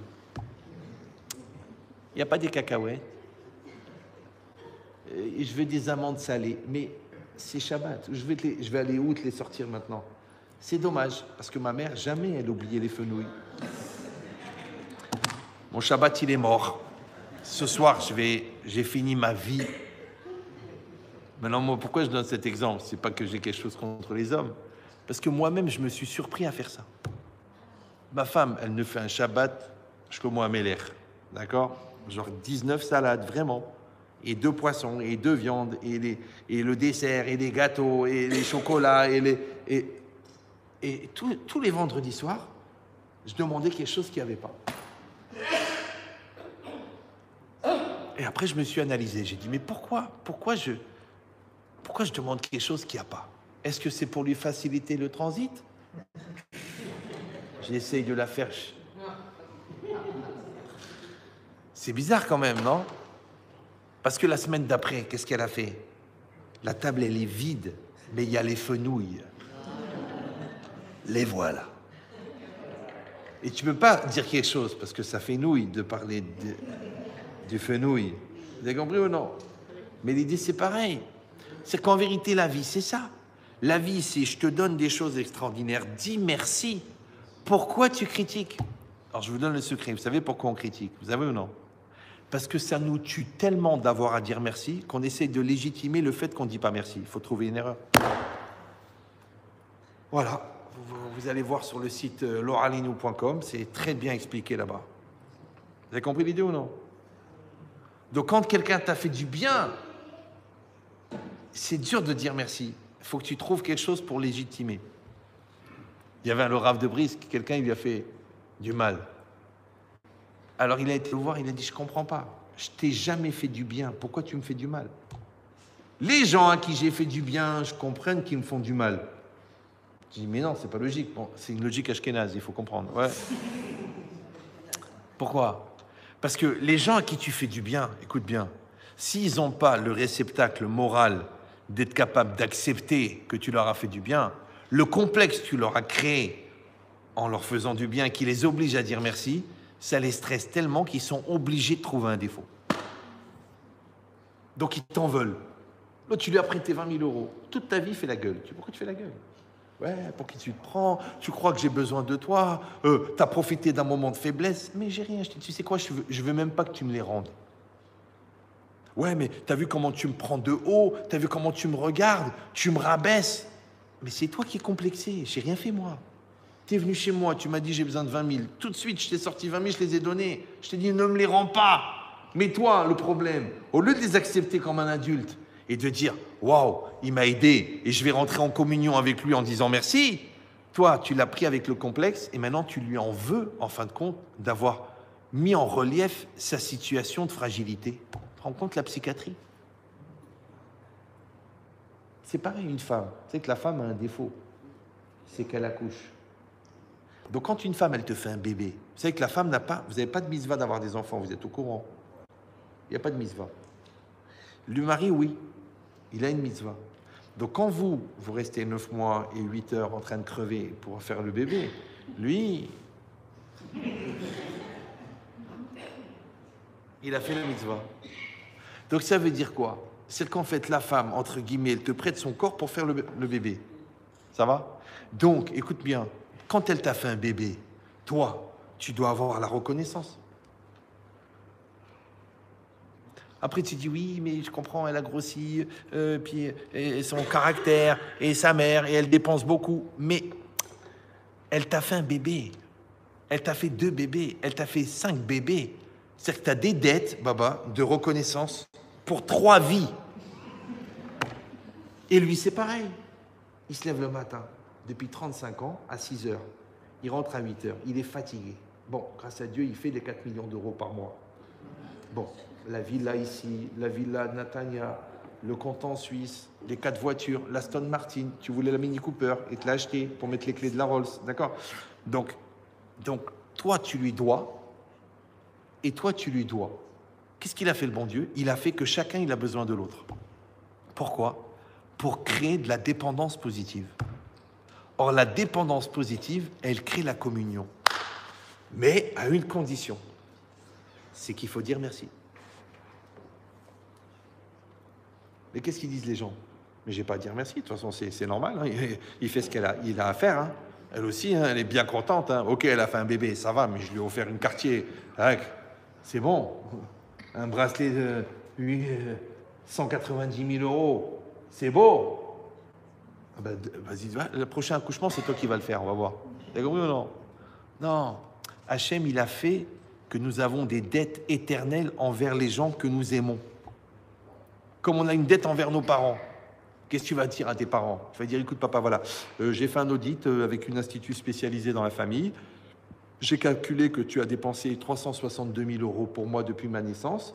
Maintenant, grâce à Dieu, j'ai bien gagné ma vie. Je te fais un chèque, je te paye tout ce que tu as dépensé pour moi. Le père et la mère, ils se regardent. Ils disent, on a mis au monde sur Khmar. Mais qu'est-ce que tu veux rembourser? Ben, je voulais vous rembourser toutes les dépenses, j'ai calculé, tout ce que j'ai mangé, les écoles juives, le kasher, le double du goy à peu près, d'accord, ouais. Mais mon fils, t'as oublié une chose, c'est que quand t'es né, quand ta mère elle est tombée enceinte et qu'elle a accouché de toi, t'étais tellement gros, t'as tout déchiré à l'intérieur, elle a plus eu d'enfant après. Faut que tu le calcules ça.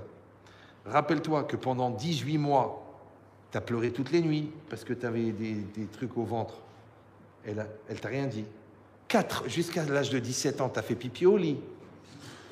Elle n'a rien dit. 2 ans, 3 ans, on est mort d'inquiétude parce que t'étais avec la copine qui n'était pas vraiment de chez nous puisqu'on avait fait une croix dessus. D'accord, ouais. Tous les matins, il fallait te lever parce que tu te levais pas. On a dû te pousser pendant les 10 ans de médecine parce que tu étais un paresseux. Tout ça, comment tu vas rembourser ça? Alors quoi? Alors je peux pas rembourser? Non. Le bon Dieu, il a créé des dettes qui ne se remboursent jamais. Pourquoi? Écoute bien. Pour que toi, tu te sentes redevable. C'est-à-dire qu'on ne pourra jamais rembourser nos parents. C'est pas la peine. Jamais. Tu ne pourras pas leur rembourser. Jamais. Tu dis non, grâce à Dieu, maintenant je suis bien, je vais les gâter. Tu ne vas rien gâter du tout. Ta mère, elle a fait les ménages pendant 14 ans pour toi, pour que tu fasses médecine. Tu vas lui rembourser quoi là? T'as vu, elle a les mains brûlées par les serpillères. On ne peut pas rembourser. C'est comme ça. Ouais. Maintenant, le fait que tu ne peux pas rembourser, tu te sens redevable. Alors tu dis, alors comment je peux faire? Eh bien, il y a une seule manière de rembourser tes parents, c'est d'être quelqu'un de bien. Parce que si tu es un pauvre type, ouais, si tu es un rachat, si tu es un tordu, si tu ne respectes pas ta femme et tes enfants, qu'est-ce que tu vas faire avec tes 8 maisons et ton hélicoptère? T'as compris ou non?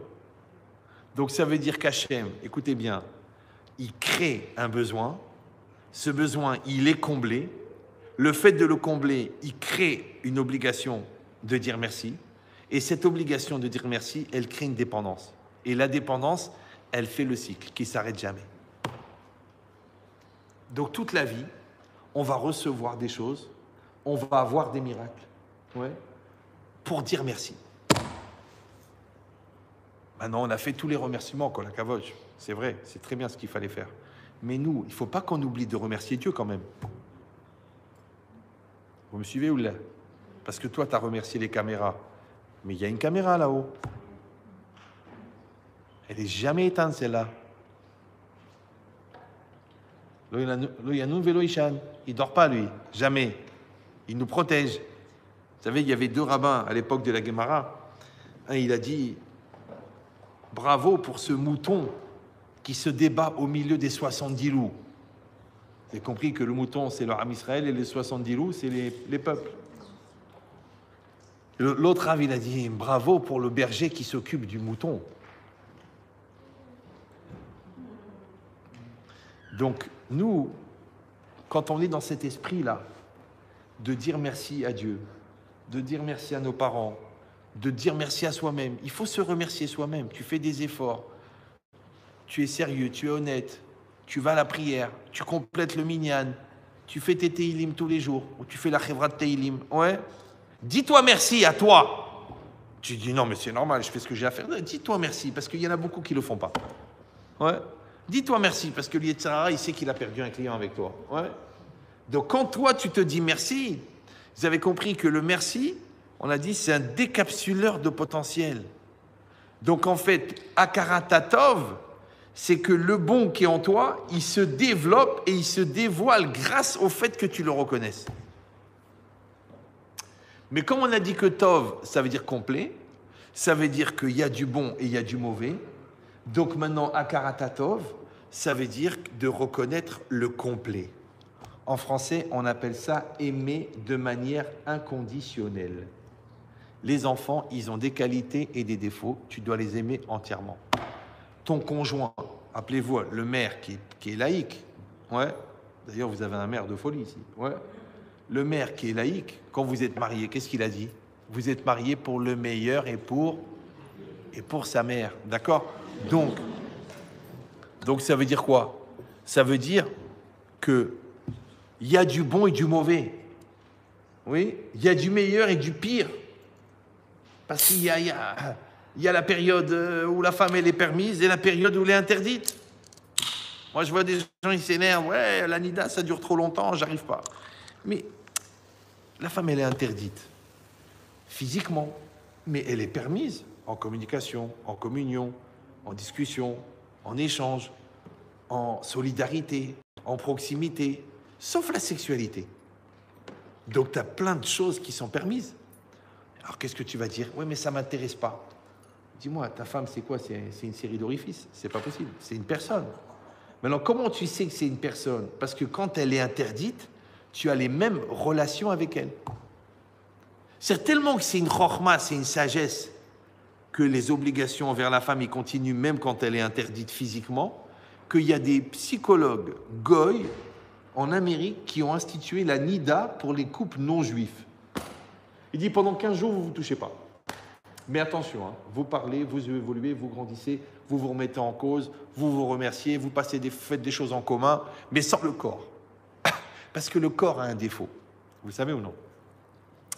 C'est que quand tu touches quelqu'un, automatiquement, l'autre devient un objet. Mais quand tu ne touches pas, l'autre est une personne.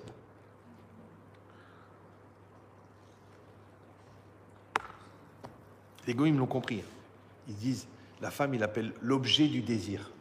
Tu as compris que si elle, c'est l'objet, l'autre, c'est la personne. Ça fait une personne et un objet. Dans la Torah, il y a deux personnes.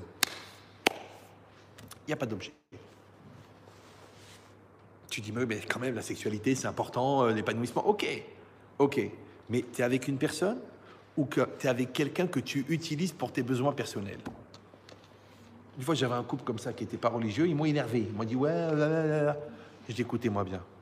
Vous parlez de la sexualité. Vous savez comment j'appelle votre sexualité, moi? De la masturbation en communauté. C'est-à-dire, moi, j'utilise ton corps pour me faire plaisir et toi, tu utilises le mien pour te faire plaisir. Mais j'ai pas besoin de toi en réalité. Vous avez compris ou non?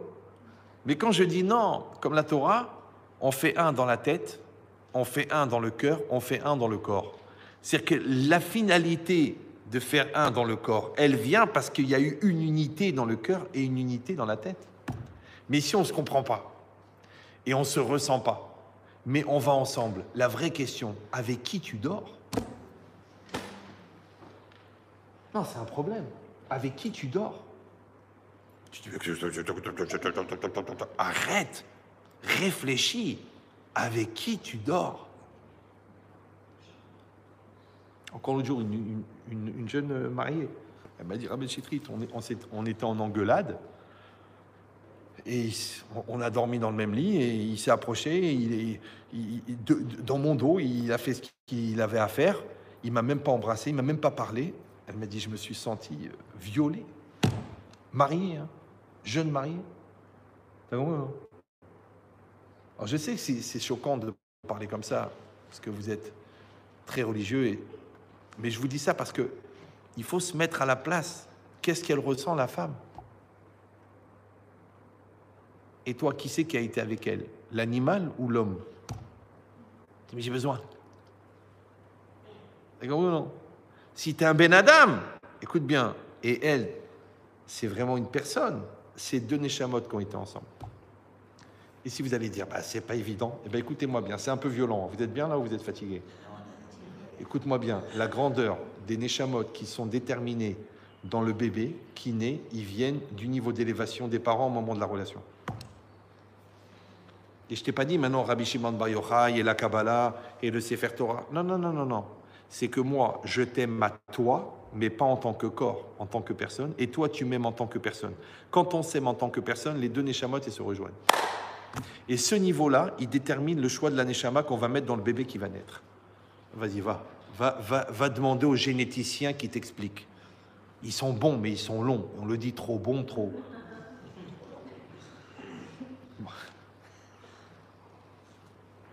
Donc ça veut dire quoi? C'est-à-dire que quand toi, tu vas voir des choses qui te plaisent et des choses qui ne te plaisent pas, et tu vas voir des choses qui t'intéressent et des choses qui t'énervent, au lieu de dire « ça m'énerve et ça me plaît », tu devrais dire « je t'aime entièrement ». Quand je t'aime entièrement, écoute-moi bien, de la même manière que le bien que vous avez en commun, il va être le combustible de votre voyage, mais le mal, il va être aussi le combustible. Seulement, ça s'appelle un combustible inversé. Comme par exemple quelqu'un qui t'énerve. En vérité, il t'aide à travailler la patience. Quelqu'un qui ne comprend pas. Il t'oblige à expliquer. Donc c'est grâce à lui que tu es devenu intelligent. Ouais.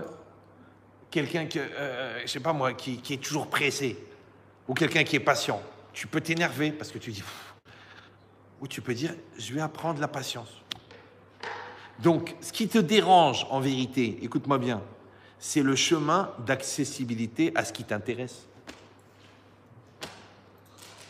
Toi, tu veux faire fortune dans l'immobilier. Ok, d'accord. Écoute, ça prend 30 ans. Non, je suis pressé, je fais un gros coup, j'ai un plan à Dubaï. Non, non, non. Ça prend 30 ans. Tu veux quelque chose de solide, quelque chose de 30 ans. Tu veux devenir un Talmid Racham. Oui, ça va, je vais me faire un implant, j'écoute Torah Box en dormant. Non, non, non. Tu veux devenir un érudit, ça prend 15 ans. C'est comme ça. C'est 15 ans. Tu prends 15 ans, Gemara, Rashi, Tosfot, le Ran, le Rashba, le Rosh, tu deviens un érudit. C'est comme ça. Tu veux être bon en mathématiques, ça prend 10 ans. Non, non, tu sais, moi, j'ai trouvé une autre approche, je mange des annales. Non, non, non. Il faut que tu fasses des maths 8 heures par jour. Tu crois pourquoi il est champion du monde, celui-là? Depuis l'âge de 7 ans, il fait de l'athlétisme 7 heures par jour.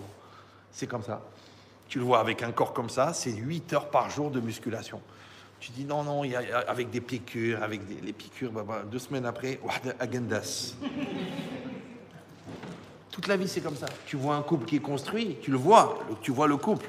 Tu vois la communication, tu vois la proximité, tu vois la solidarité. 15 ans de travail. 15 ans de travail. Tu dis non, mais on ne peut pas trouver une formule plus rapide. Je ne sais pas pourquoi les gens, sous prétexte qu'on est dans une société ludique, ils veulent des systèmes faciles. Mais les goïms, ils le disent, easy coming, easy going. L'argent que tu as gagné facilement, tu le perds facilement. Tu sais, quand vous voyez des gens qui jettent. Je me rappelle à l'époque, il a fait la bar mitzvah de son fils, il a offert 500 iPads. À l'époque, l'iPad, c'était 500 € pièce, avec imprimer la photo du bar mitzvah et dedans préprogrammer la carte de la bar mitzvah quand tu allumes l'iPad. Je ne sais pas combien il a payé chez Apple, le mec. D'accord? Bon, aujourd'hui, il est en prison. C'est un gars qui avait vraiment des problèmes respiratoires, donc il a dû prendre beaucoup de CO2. D'accord? Et moi, depuis le départ, j'ai dit, celui-là, il jette l'argent, c'est que c'est de l'argent volé. Parce que l'argent que tu as gagné, tu ne peux pas jeter. C'est pareil, les mecs qui divorcent facilement, au fond, c'est parce qu'ils ne sont pas mariés. Ah, j'aime pas ta gueule, un truc, tu me saoules, t'as qu'à voir avec les avocats. Non. T'as travaillé, tu t'es marié qu'une falaise, t'as fabriqué un palais, et d'un seul coup, tu renonces. Tu dis, c'est pas ça, je me suis trompé, on était trop jeunes. Toi, t'as travaillé 15 ans et tu renonces, c'est que t'as pas travaillé. T'as compris ou non? La Torah, c'est pareil, la Emouna, c'est pareil, la vie, c'est pareil. Que quand toi, tu vas dire Akarata Tov, vous avez compris maintenant que Tov, ça veut dire complet. Donc, ça veut dire qu'il faut aimer la personne entièrement. Toujours, je donne cet exemple. Vous savez, les enfants, quand ils sont bébés, enfin, après, durant leur vie aussi, ça continue. En général, quand ils ont mangé, 2 heures après, ils produisent. Ouais. Et à l'époque, pas comme aujourd'hui, les lingettes, les khaladas, c'est facile. À l'époque, il n'y avait rien. Il y avait le lavabo et la main. Pour Yom Tov. Ouais. On lavait avec la main. Bon. Alors, comme on était jeunes et qu'on était un peu dégoûtés, alors on faisait ça un peu avec le dos de la main. Et les grands-mères, quand elles nous voyaient comme ça un peu dégoûtés, elles nous disaient en arabe, moi, son pipi, je le bois. C'est ce bébé, je l'aime tellement, son pipi, tu dis mais c'est dégueulasse, son pipi, je le bois. Vous avez compris ou non? Ça veut dire que ces bêtises, je vais les accepter. Et ces redoublements, je vais les assumer. Ouais. Et ces défauts, je vais les sublimer. C'est ça la force. C'est-à-dire que l'erreur, c'est de faire le tri, le bien, le mal, ce qui m'intéresse, ce qui me dérange. C'est ça ton problème. Pourquoi les jeunes, ils divorcent aujourd'hui? Parce qu'ils vont au supermarché, ça me plaît pas, ça me plaît plus, et j'arrive plus à supporter. Ou alors ils se montent la bourriche tout seul. Ouais, il est comme ça. Moi, il m'appelle, il me dit, écoutez, madame, aujourd'hui, vous vous plaignez.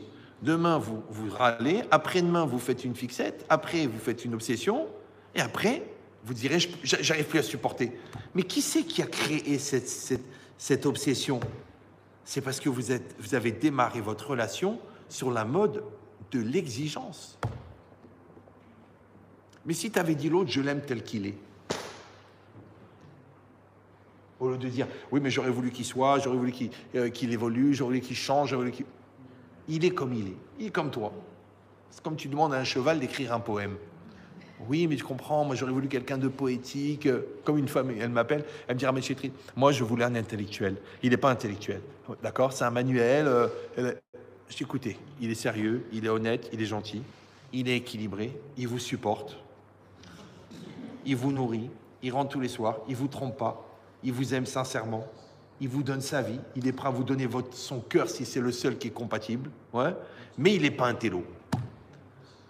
Je dis, mais pourquoi ça vous attire tellement? Elle me dit, parce que moi, je suis une intello. Je dis, vous êtes une intello, vous? Je dis, moi, j'étais un intello, je me suis soigné, mais j'étais un intello. J'ai commencé à lui parler de la philosophie, je lui ai posé des questions. Elle ne comprenait rien. Je dis que vous n'êtes pas une intello. Vous n'êtes pas un télo. Donc la frustration que vous avez que votre mari n'est pas un télo, c'est que vous avez transféré votre frustration à vous. Je vais vous dire un truc très violent, mais vous ne l'utilisez pas avec des gens que vous aimez. Vous êtes capable ou non? C'est vrai? Ça va être dur. Vous avez compris ou non? Mais c'est très violent. Ça ne me dérange pas si vous vous taisez. Ça ne me dérange pas. Ouais. Écoutez bien. Écoutez bien. Quand tu veux savoir qu'est-ce que quelqu'un se reproche, tu regardes qu'est-ce qu'il te reproche. Ça, c'est radical. Vous avez compris ou non? Mais c'est incroyable. Pourquoi? Parce que quand quelqu'un est bien dans un domaine où tu es mauvais, ça t'énerve. Donc, comme ça t'énerve, tu transfères le négatif de chez toi chez l'autre. Donc, il y a deux signes. Premièrement, ça veut dire que ton moi n'est pas construit. Donc, il n'y a personne dedans pour dire « je suis responsable ». Et comme il n'y a pas de moi, automatiquement, tu transfères sur l'autre. Et comme il n'y a pas de moi intérieur, donc il n'y a pas de maturité. Comme il n'y a pas de maturité, il n'y a pas de recul. Comme il n'y a pas de recul, il n'y a pas de couple.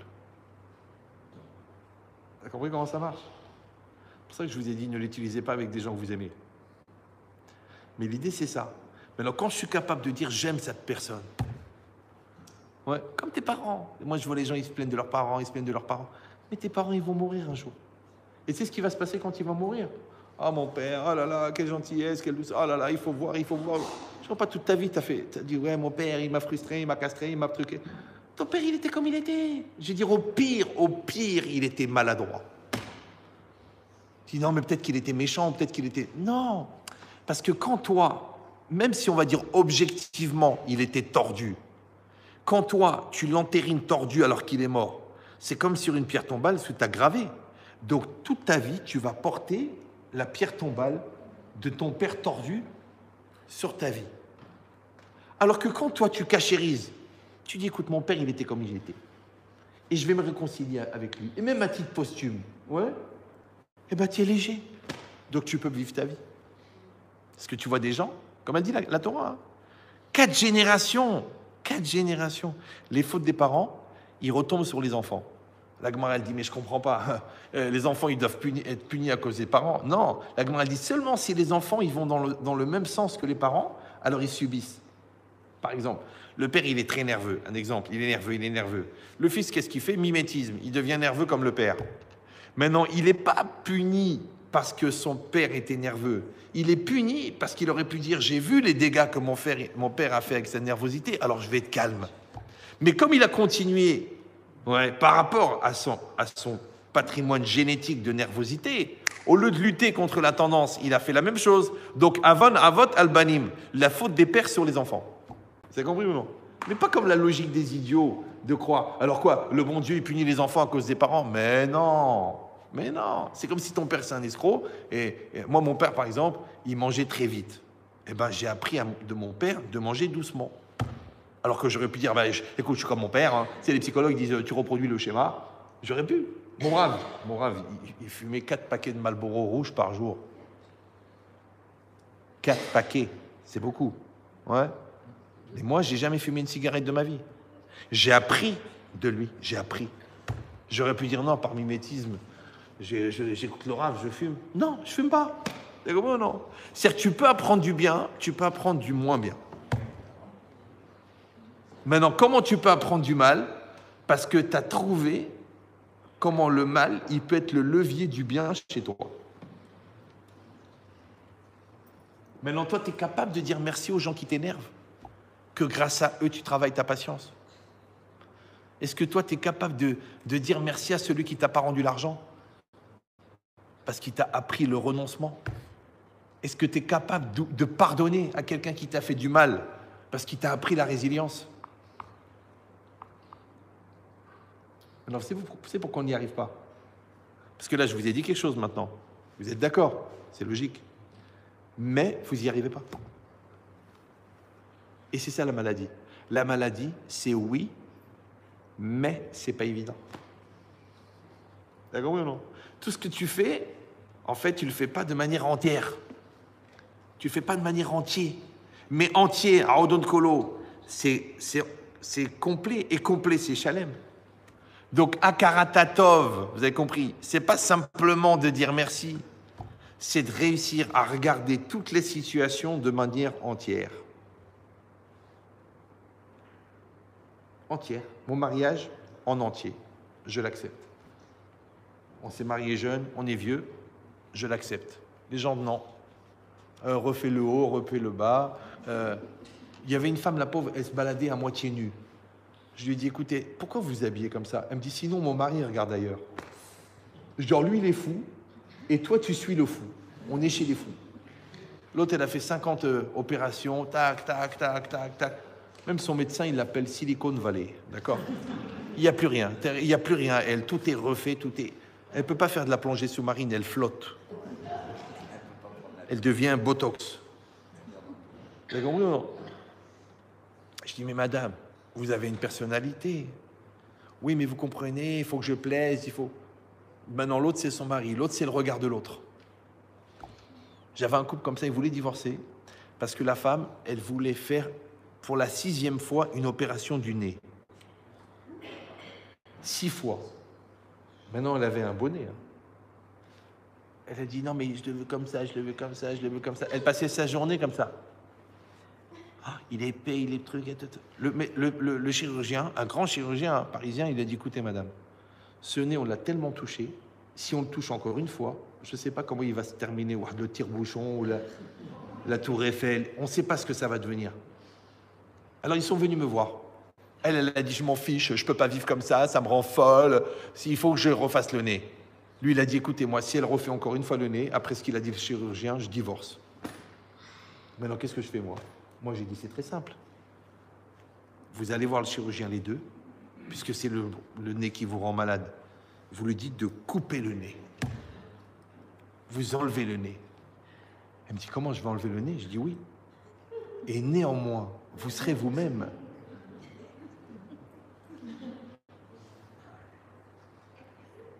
Néanmoins. Ça va, il faut un peu de gentillesse quand même. D'accord? Vous avez compris l'idée ou non? Bon, ça a l'air d'une blague comme ça, ouais. Mais peut-être que l'objet du conflit, il a été créé pour être éliminé.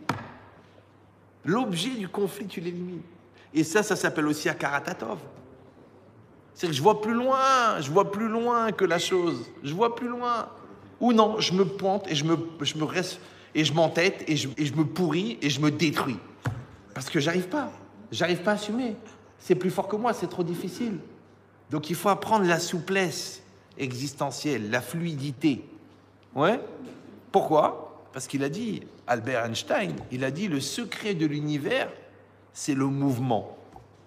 Ça veut dire que le monde, il est en mouvement. Maintenant, dommage pour Albert. Haval al-Azman. Ouais. D'ailleurs, on n'a jamais retrouvé cette éphiline. C'est que s'il avait étudié la Torah, c'est marqué. C'est marqué Ubechokotai Telechu. Dans mes lois, vous irez. C'est quoi Telechu? C'est pas l'ancêtre de télécom. Ouais. Telechu, c'est le verbe l'alechet. D'accord? Maintenant, ce qui est très bizarre avec ce verbe lalechet, aller, c'est que, vous savez, on dit tous les matins dans la prière, al tikre alichot, et là, alachot. Ne dis pas alichot, déplacement, mais alachot, loi. Quel rapport entre le déplacement et la loi? Mais c'est très simple. C'est que, en fait, la trajectoire de déplacement d'un juif, c'est la halacha. Comment un juif se déplace? La halacha. Et si vous allez dire, non, franchement, je n'ai pas besoin, j'ai fait de la psycho, j'ai fait de la physique, j'ai fait de la chimie. Écoute, eux, ça fait 6000 ans qu'ils cherchent un chemin, ils n'ont pas trouvé encore. Le capitalisme, ça n'a pas marché. Le bouddhisme, ils font tous la gueule. Le nudisme, ils ont attrapé froid. Nous, grâce à Dieu, on a un système qui marche. Pourquoi? Parce que ce système-là, il a été créé avant la création du monde. Donc, il ne peut pas être dépassé par la réalité. Je ne sais pas si vous comprenez, puisqu'il précède la réalité. Maintenant, quand toi, tu vas t'inscrire dans ce système, automatiquement, tu t'inscris dans l'univers, puisque l'univers, il vient de la Torah. Donc, de la même manière, on a dit que la lechet, c'est aller. Halacha, c'est la loi. Donc, et le Zohar, il dit Anam Oler. L'homme, il va. C'est quoi la vie? C'est un mouvement. Il ne faut jamais arrêter le mouvement. Maintenant, si tu vois un torrent qui part de la montagne, ouais, il s'est créé comme ça, de manière naturelle, et il arrive devant un arbre, qu'est-ce qu'il fait? Il attend que l'arbre il parte? Non. Il fait le tour. Qu'est-ce qu'il fait devant un rocher? Il fait le tour. Donc, écoutez ce secret extraordinaire.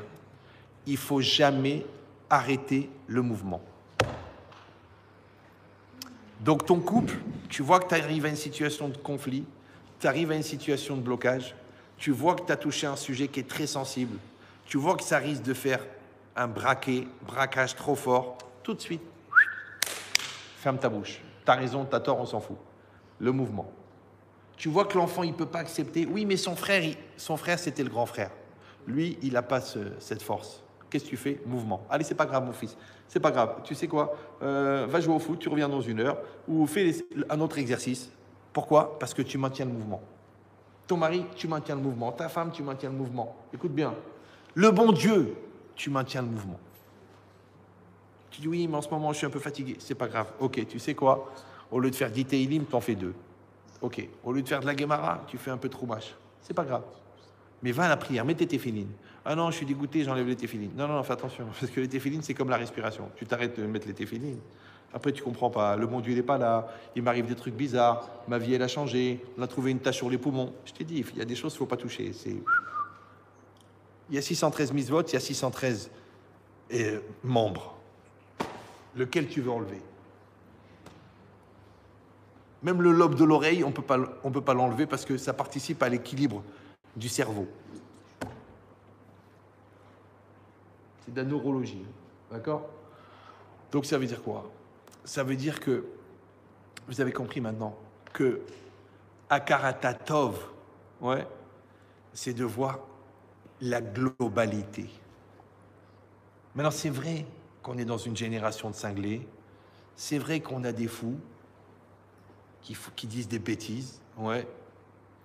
On a un Jean-Luc qu'on n'arrête pas de lui dire « Ne mélangeons pas tout ». On a un Jordan qui nous encourage à partir. Tu te barres de là. Et nous, on est au milieu. Maintenant, je vous donne un secret. Écoutez bien ce que je vous dis. Il y a des générations. Il y a des dangers. Il y a des politiques. Il y a des ambiances. Il y a des mouvements. Il y a les Iraniens. Il y a les Irakiens. Il y a les Hezbollah. Il y a le Hezbollah. Ouais, il y a tout. Mais nous, grâce à Dieu, on a le Sefer Torah, on a la prière, on a la mezouza, on a le mikvé, on a la cache-route. Maintenant, eux, ils sont nés, ils vont disparaître. Nous, ça fait 5000 ans qu'on fonctionne bien. Donc le gars qui est malin, ouais, il garde ses repères. Maintenant, en tant que citoyen, on doit faire ce qu'on a à faire, c'est normal. On est dans la cité, on est des citoyens, on vote, on fait notre devoir, on paye nos impôts, on fait tout ce qu'il faut. Mais dans notre tête, on doit savoir où est-ce qu'on est. Donc par rapport à ce qui s'est passé, ouais, ouvrez les yeux. D'accord? N'oubliez pas de dire merci au bon Dieu. Une fois, on a eu un truc, nous, dans la famille grave, un bébé qui est tombé dans la piscine. Mais moi, tout de suite, j'ai dit les prières. On a appelé l'ambulance, on a fait tout. Au Hachem, il a rien. Ouais. Mais il était dans le coma. Alors tu dis, on reste devant le médecin? Non, lui, il fait son travail de médecin. Mais nous, on fait notre travail de prière. Moi, j'ai eu une équipe de foot, plus les remplaçants. Ouais.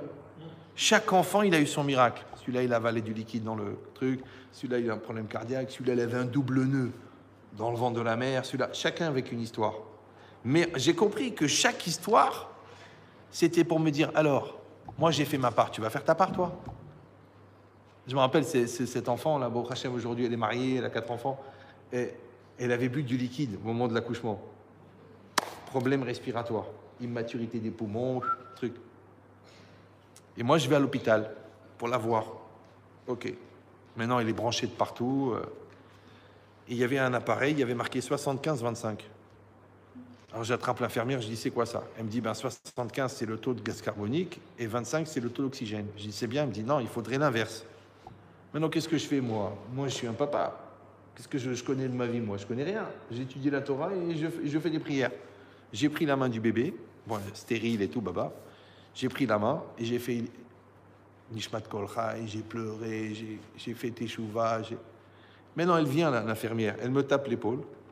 Elle me dit, Monsieur Menchetrit, je ne sais pas ce que vous avez fait, mais regardez les chiffres, ils sont inversés. Mais moi, je ne suis pas Baba Salé. Je suis un papa qui a de la peine pour sa fille. Vous avez compris ou non? Mais toi, tu es un mari qui a de la peine pour ta femme. Toi, tu es une femme qui a de la peine pour ton mari. Nous tous, on a de la peine pour le bon Dieu. Le bon Dieu nous donne tout. On ne peut pas lui donner Shabbat.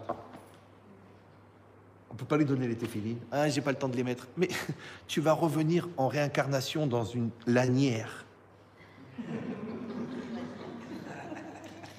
Tu dis, oui, mais moi, il n'y a que le foot qui compte. Tu vas revenir en ballon. Tu sais ce que tu vas prendre dans la gueule? En ballon. Tu vas participer à tous les championnats, t'en fais pas. La Ligue des champions, la Ligue des Khalada. Mais en ballon, rempli d'air, comme ta vie aujourd'hui. Ouais, la tête pleine d'air. Donc, Rabotaï, la chose qu'on doit faire, on a dit dire merci. La deuxième, c'est que Min HaShamayim, ça arrive dans cette période. On va arriver, Elul, Rosh Hashanah, Kippour. Il faut que chacun, il fait son Cheshbon Nefesh. Parce que si Chas Veshalom, ça avait été plus grave, et s'il y avait eu des morts, et s'il y avait, qu'est-ce qu'on aurait fait? Donc, comme il ne s'est rien passé, donc du coup, on se retrouve avec une dette. Vous suivez ou non? C'est une dette. Une dette, parce que le bon Dieu nous a fait un prêt sans intérêt, qui nous a donné la vie, qui nous a donné la sauvegarde, qui nous a donné les pompiers, qui nous a donné la police, qu'on est dans un pays en France, qu'on est aidé par un gouvernement. Je rappelle qu'il n'y a pas longtemps, on n'était pas aidé par le gouvernement. Ouais. Donc, on a une dette. Donc, il faut que chacun d'entre nous, et moi le premier, parce que moi aussi je suis sur la photo, ouais, on doit rajouter des mitzvot, on doit rajouter des prières. Vous avez une synagogue ici. Si vous habitez ici, il faut venir à la synagogue. Il faut venir.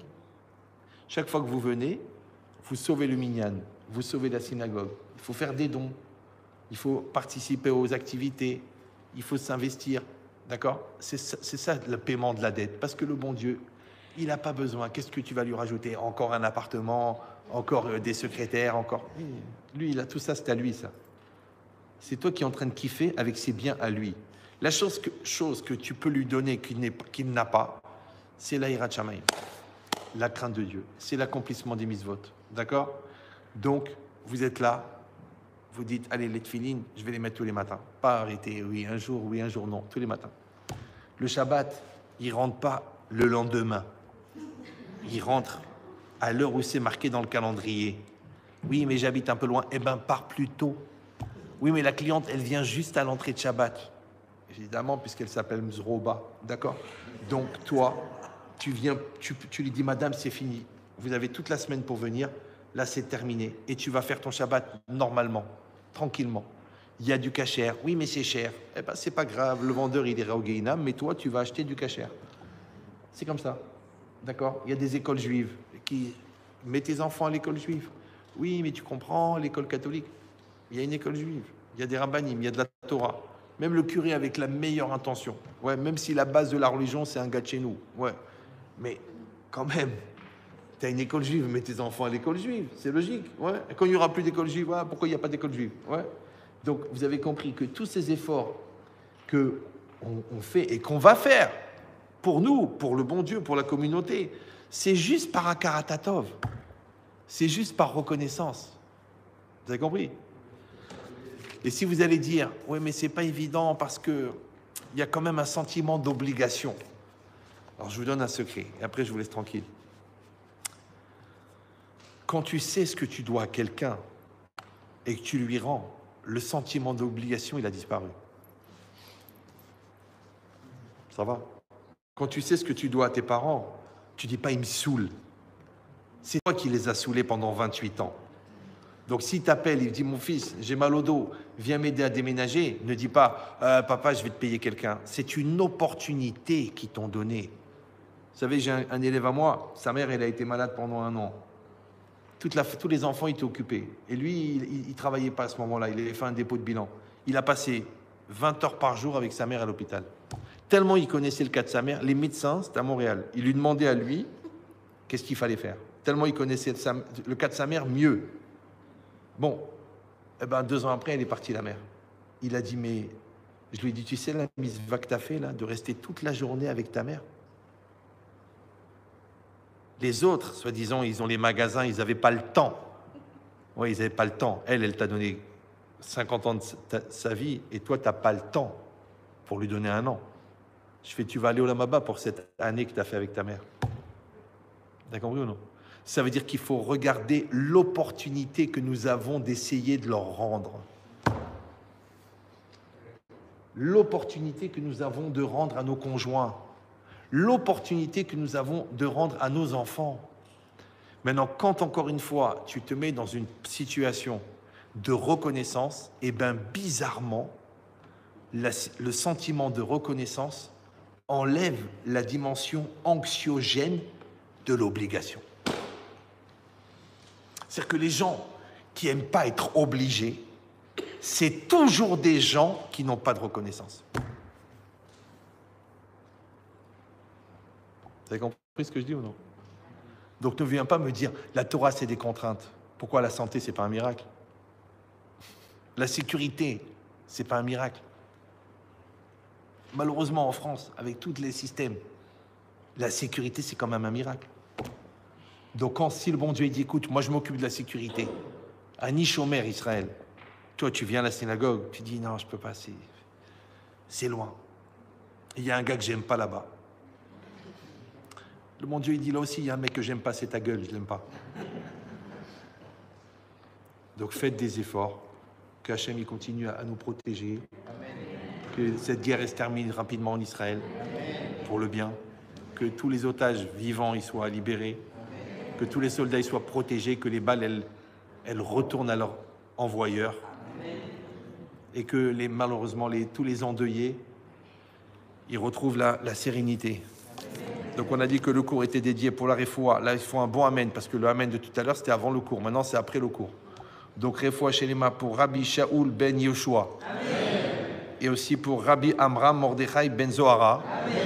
Et aussi le reste des livres. Je ne les ai pas amenés pour qu'ils restent dans la valise, il faut les amener. Ouais. Et aussi pour Gilles ben Messaouda. Amen. Et aussi pour Sarah Iris Batrachel. Amen. Maintenant, je suis très content de ne pas citer un bébé de 8 mois qui avait une tumeur. Et la maman, elle m'a appelé pour me dire que Baruch Hashem, la tumeur a disparu. Donc, il faut aussi remercier quand ça s'arrête, pas de prier seulement quand ça ne va pas. Maintenant, moi j'ai fini le cours. J'ai passé un bon moment avec vous. Kol hakavod à Madame Atlan qui a insisté pour faire le cours, malgré les circonstances.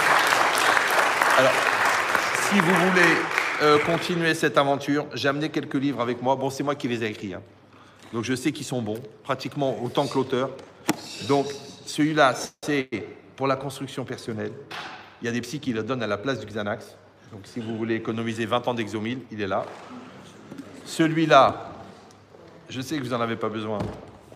Celui-là, c'est un cahier pratique.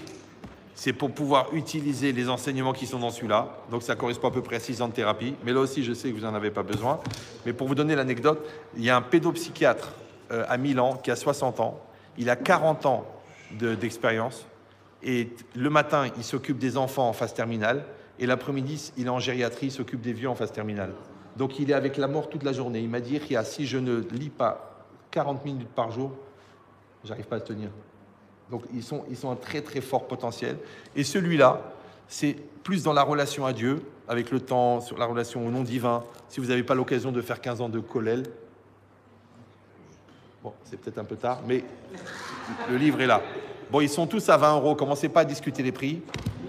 Si vous avez des baskets et vous arrivez à courir, ils sont gratuits. Et ceux qui veulent, je peux faire une bracha à l'intérieur du livre.